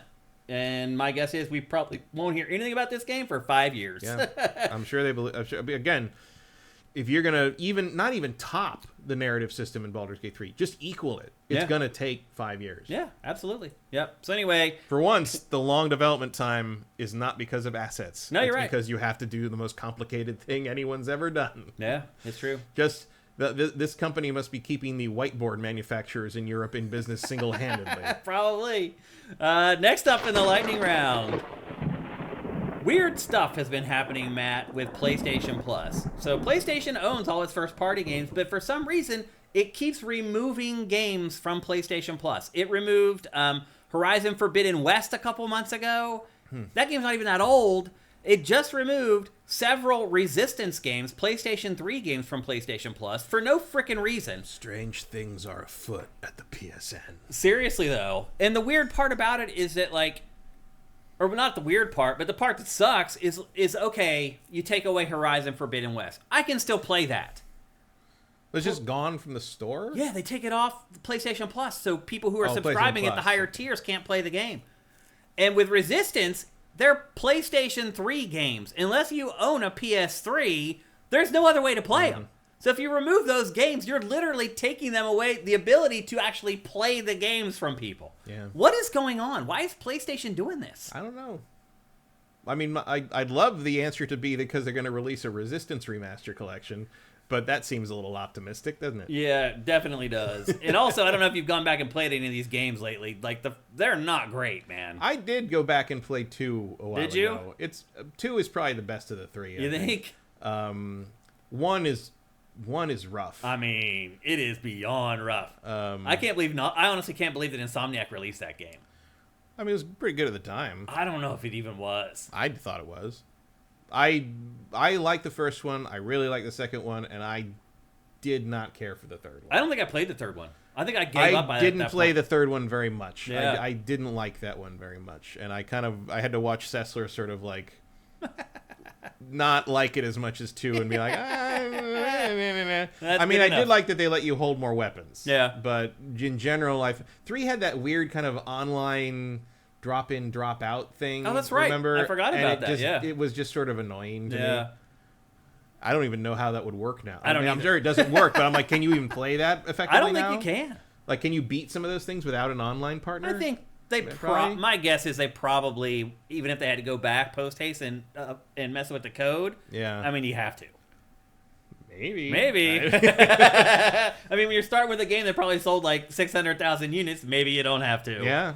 Bottom line is, though, that PlayStation keeps removing its own games that it owns and has the licenses for from PlayStation Plus, from your biggest fans who want to play your old PlayStation games. I have no idea what's going on. Threadzilla says they just put them on the store, too, gone after a month or so. I don't know what's going on here. Norix Nessie, thank you for Twitch Prime, by the way. Yeah, I don't know. Third was Last of Resistance, Threadzilla says. Yeah. Yeah, I hear you. I don't think this franchise is ever coming back. I think it's done. And I can't really say that I had all that much fun with it to begin with, honestly. I liked it for the most part. It was weird to me how much it struggled to really figure out what it was. Like, the 3 games are so different. They are really, yeah. Which is kind of a testament to Insomniac that it... Yeah, they were trying to find where the sweet spot was, which is better than just making the same fucking game over and over again. Like which Killzone I'm sure did. Sony would have just greenlit if they wanted to do it that way. So props to Insomniac. And we know that because that's what Killzone was. Right. So that's a good point. It's like, why didn't you like this? Here it is again. Yeah. Well, you didn't like this better than Halo? Here it is again. Yeah. It's like, look, I love the little sound it makes when I shoot guys in the head, but that's about it. Yeah. Yep. All right, next on the lightning round. You guys know I skated for many years. For like 11 or 12 years, I was a hardcore skater. I still skate every once in a while. I go push around and slide and do some grinds and stuff like that. Definitely not like I used to be, but I am still really into skateboarding. I still watch tons of skateboarding on YouTube. I'm a big Nigel Houston fan. I still know what's going on in skateboarding, even though I don't do it that much anymore. And so I am very, very disappointed that, unfortunately, it looks like the new Skate is going to be a complete and utter disaster.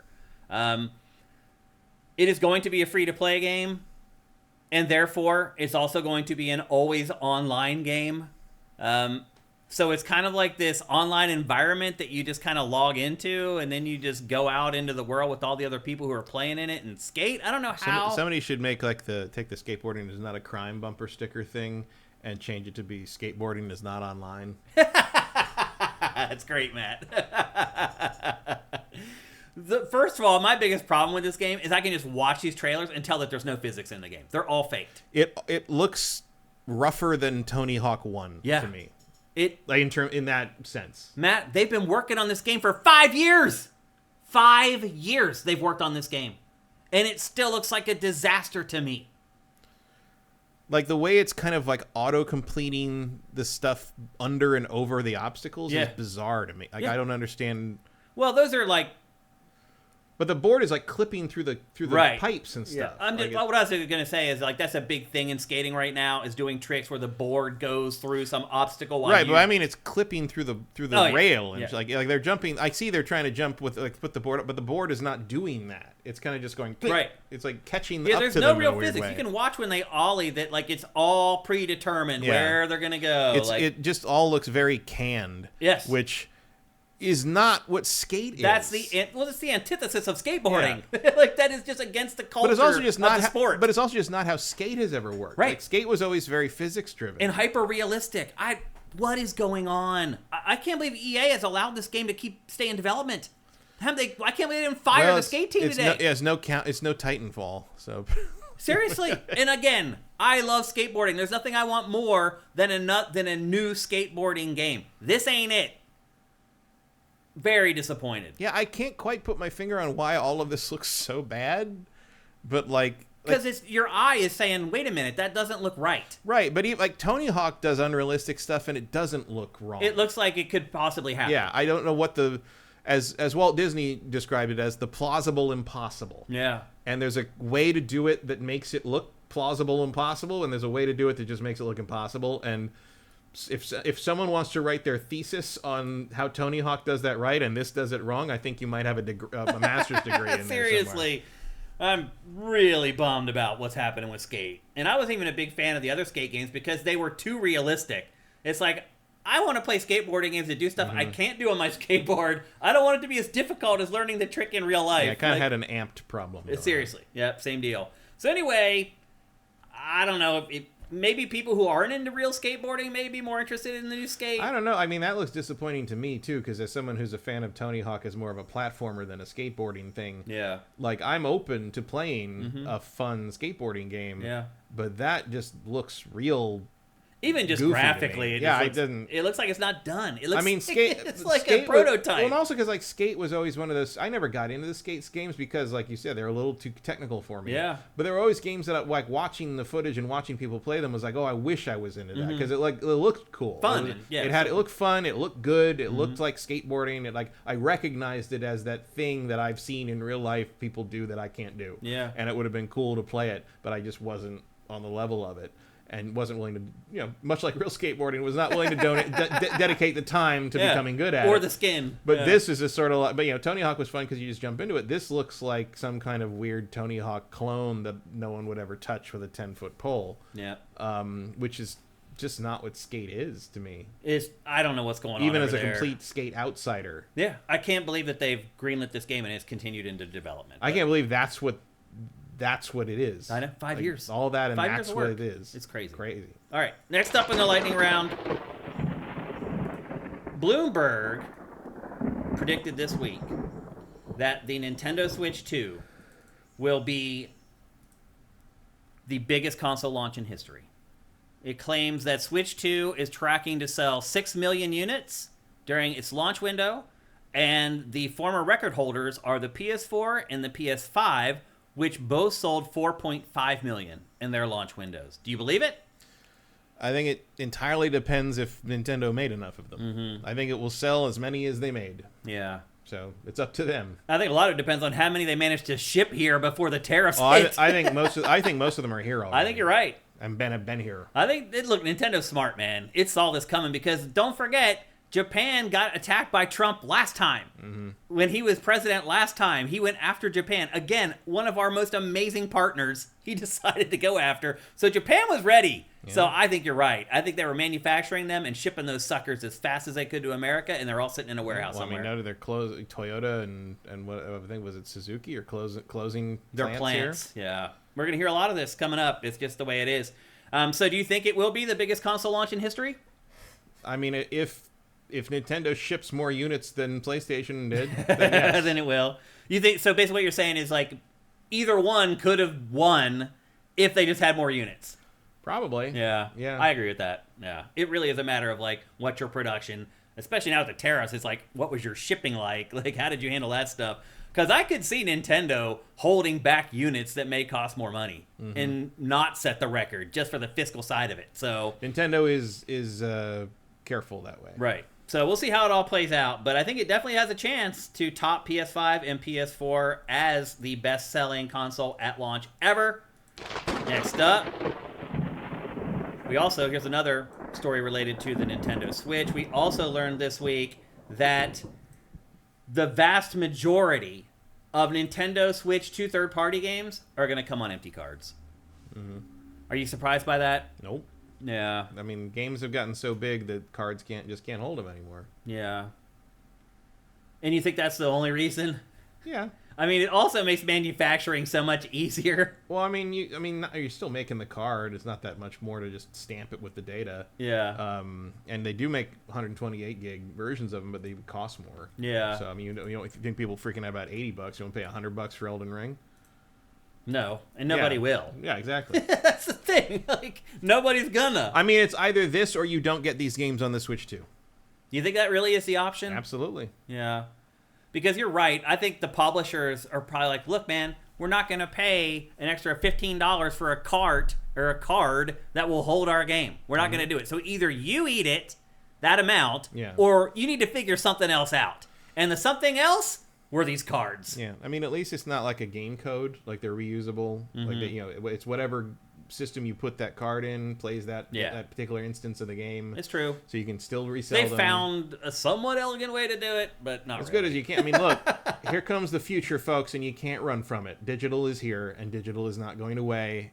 You can't blame me, people. I fought it tooth and nail. I still buy physical games. It's not my fault. I'm doing the best that I can. But what's the point when you can't play it? I hear you. I mean, just...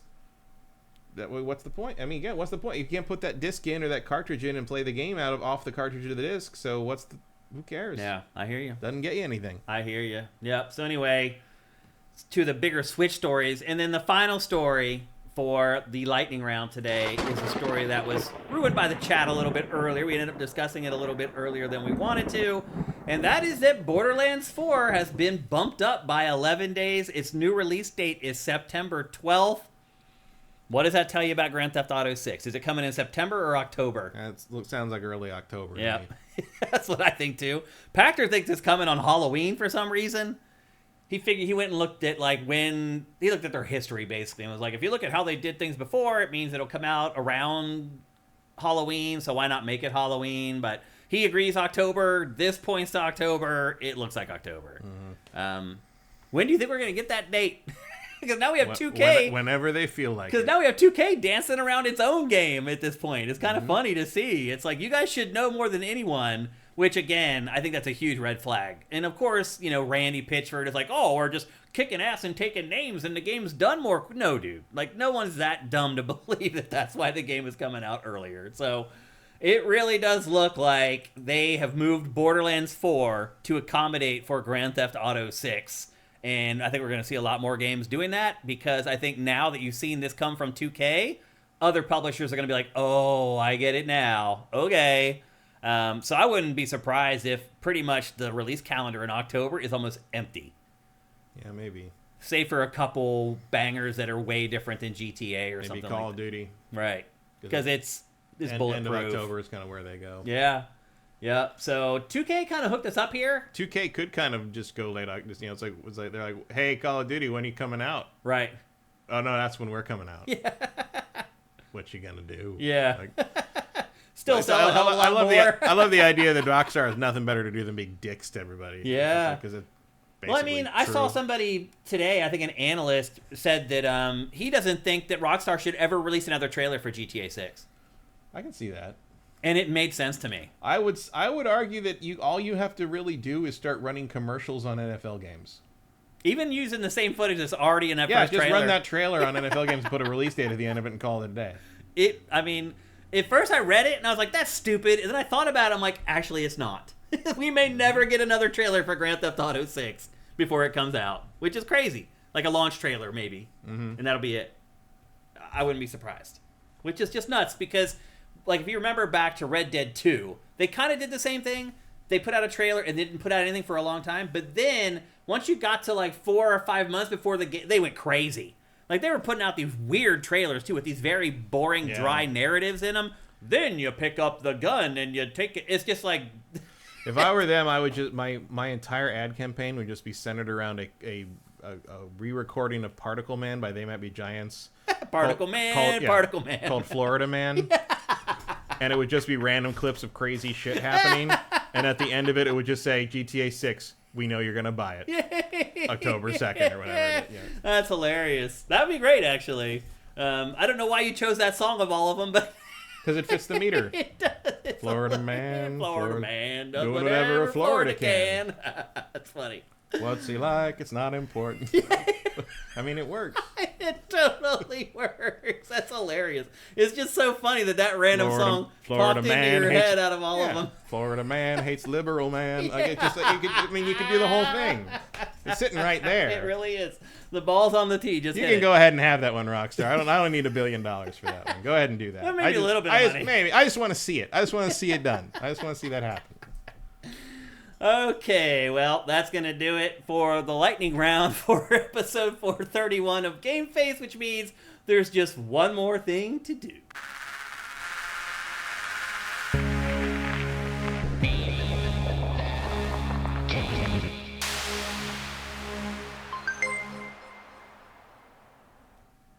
That's right. It's time for Name That Game Tune, brought to you by Soundwizardry.com, the wizards of audio. It doesn't matter what kind of audio you want or you need. You're making a game, you're making a podcast, you're working on a piece of video, you're doing VO, you're doing a book on tape. Go to soundwizardry.com. They're awesome. They can do anything and they can do it well. They've worked on multiple Game of the Year contenders, winners. It doesn't matter. They got it all covered. Glenn and crew are awesome people. They do great work, and best of all, they are awesome to work with.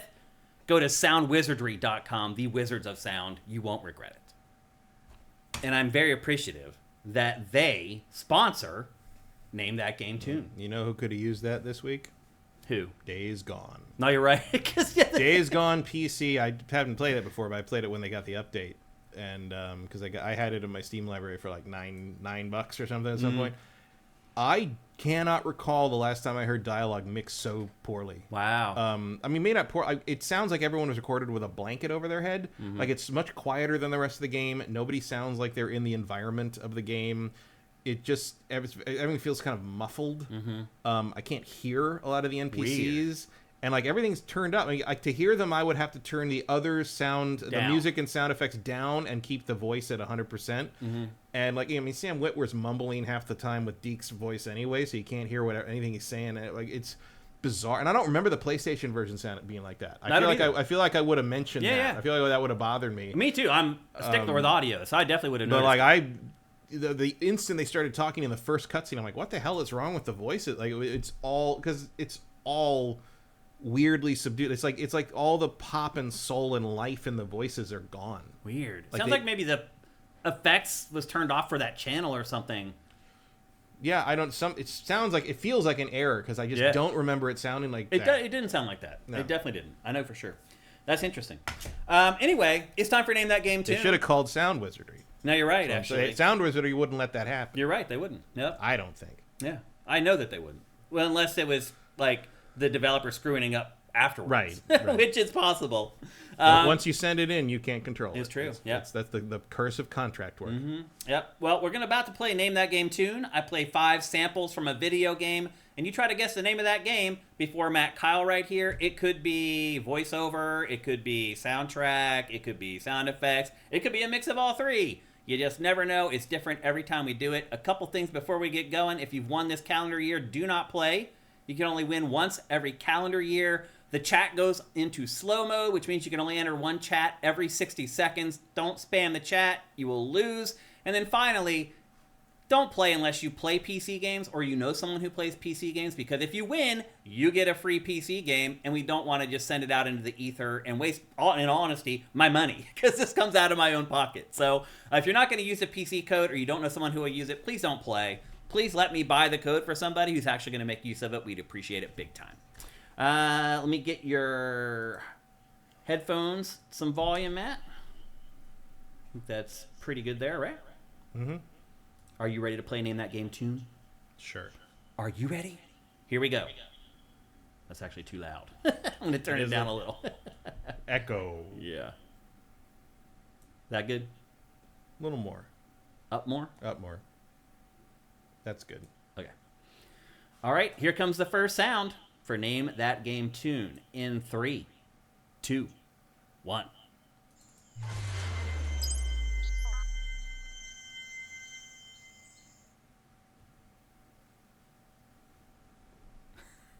Zed Saber says, get a mod that silences Boozer. Jedi Fallen Order. Anthem again, no. Not Jedi. Threadzilla, guess the same thing. It's not. It's not Jedi Fallen Order. That's crazy that you both guessed the same thing. Don't you think so? I mean, it sounded Star Warsy. Yeah. That's crazy. But of all the Star Wars games even. Fallen Order, no. Star Wars Outlaws, no. Peter Jackson's King Kong, the official game of the movie, no. Dragon Age Origins, no. Outlaws, no. Mass Effect Andromeda, no. Jedi Survivor, no. Astrobot, no. Any other guesses from the gallery? Overwatch 2, no. And again, these become more obvious as we get through the different clues. Lego Star Wars, no. Splinter Cell Blacklist, no. Although I saw they just updated that game today or something on Steam. It's like, what? Black Myth Wukong, no. Any other guesses before we go on to the second sample? Going once. Going twice. Final Fantasy VII Remake, nope. It got in there at the last minute. Nope, that's not it either. Going once. Going twice. Power Stone, no. That would be sneaky of me, though. Especially considering I'm the one who brought it up. Right. Yeah, because then we'd be colluding, right? Right. Ratchet and Clank Rift Apart, nope. I don't know how people even remember the sample still at this point. It's been so long. League of Legends, no. Any more last second guesses before we go to the second sample? Going once. Going twice. Sold. Here's sample 2 in 3, 2, 1.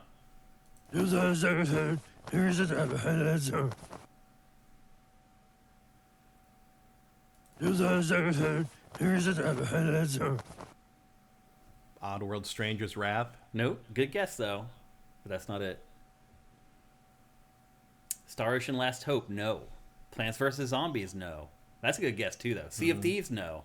Psychonauts 2, no. Brothers, no. Conquer's Bad Fur Day, no. Phil Collins, no. Psychonauts 2, no. Phil Collins. I can feel it coming. Rayman, no. It's not annoying enough to be Rayman. High on Life, no. That's a good guess, too, though. Crash Bandicoot, no. Conquer's Bad Fur Day. No. Somebody guessed that, actually, but no, Yeah? that's not it. Darkest Dungeon, no. Medieval, no.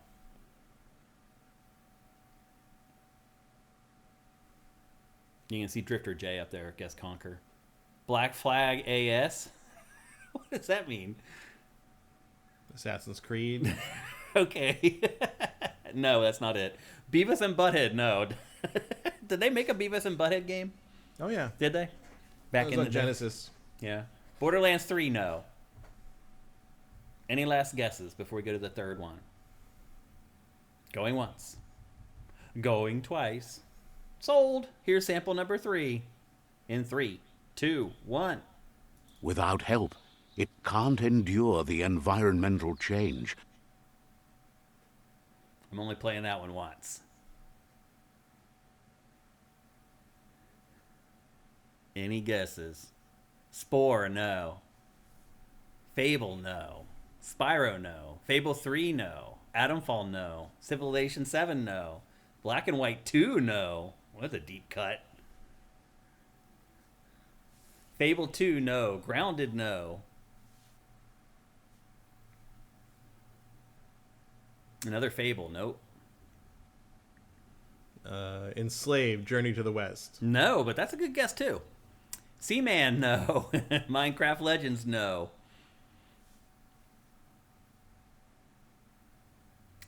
Any last guesses? That was a full-on sentence from the game. I thought that might give it away. Okay, we're going to the fourth one. In 3, 2, 1. I'll play that one a second time.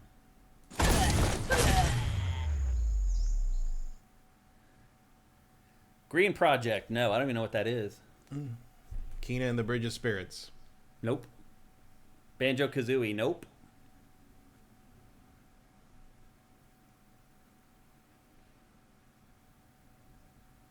Gex, nope. Bulletstorm, nope. Pandemonium, nope. I thought that one would give it away. But nope, doesn't look like it. The last one will. So you guys better be ready with your fingers. Shenmue 3, nope.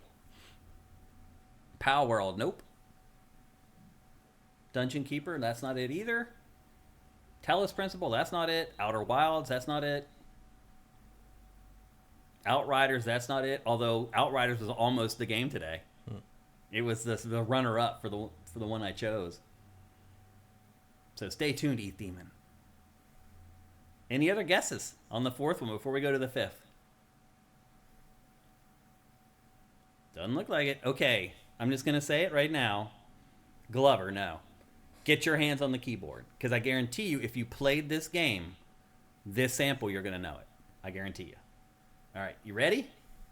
Here's the last sample in 3, 2, 1.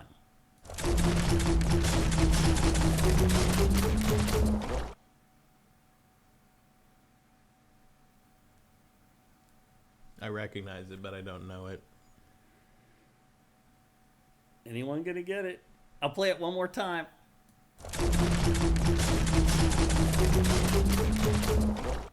Kung Fu Rider, nope. High on Life, nope. Oh, if you guys aren't gonna get it, you're not gonna get it then. You would have known right away. It's literally the sound every gun makes in this game. If you played the game, you should know this sound. Earthworm Jim, no. Slime Rancher, no. Ratchet and Clank Remake, no. 2 Slime Ranchers. Soul Calibur, no. Soul Calibur, interesting. Yeah. I don't know what... It's not Stranger's Wrath? Nope. Come on. Dang. I don't think anyone's going to get it. 5, 4, 3. Not Haze. Not Plants vs. Zombies Garden Warfare 2. Not High on Life. Someone's already guessed that like 4 times. 5 times. All right. In 5, 4, 3. Not Mad Max. 2, 1. That game Microsoft published? Oddworld Abe's Odyssey? No, it's not. High on Life again. That's like the 20th time someone's guessed High on Life. Bug Snacks? No. Max Payne? No. Recore? No. Nope. That's it. It's over. Sorry, nobody got it. I'm bummed. The game. Let me turn down your headphones first.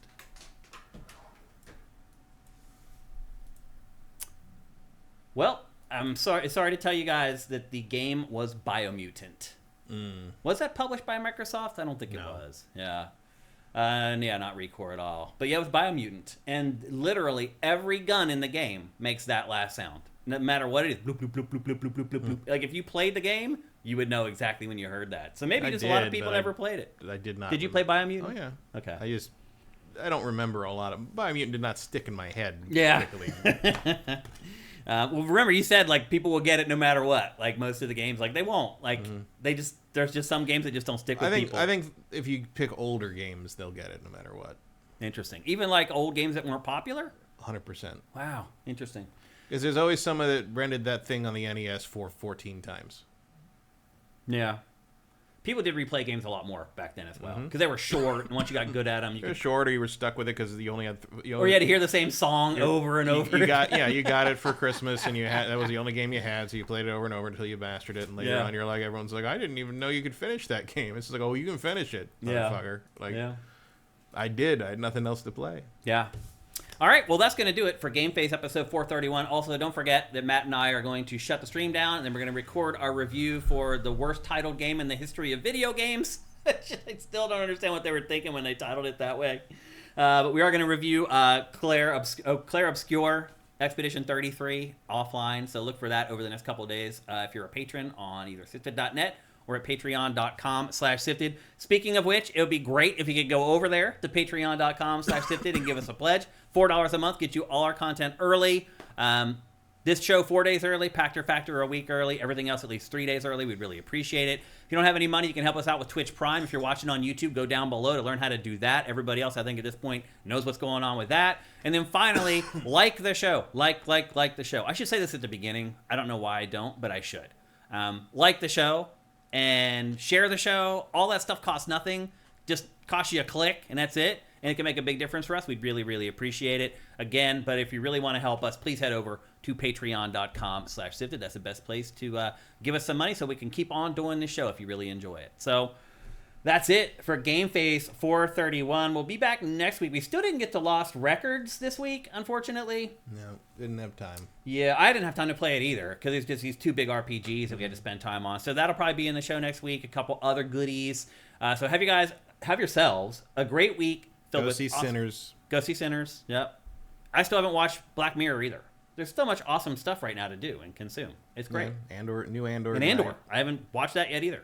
Very good. I've heard. I'm really excited. I think I'm going to wait till all the episodes are out. So I did not realize until yesterday, Dedra, the blonde woman, the Imperial woman. Did you know she's the voice of Yennefer in Witcher 3? No. But I know Yennefer is wondering if she's going to be in The Witcher 4 right now. Maybe. They haven't told her yet, and she doesn't know. So yeah, I did not know that. I didn't know that either. Yep. Learn something new every day if you watch GameFace. She's very good. Dedra might be a top 10 Star Wars character by the end of this. Might be. I enjoy. I mean, everybody's good in this show, but she'll probably get a spinoff. Probably not. No, I don't think. Oh, you don't want to spoil anything. I don't think the Imperial security true believer is going to survive. Probably not. Survive the events of Rogue One. All right. Say. Oh, okay. Gotcha. All right. Well, everybody, have a great week full of great games. GameFace is up and out.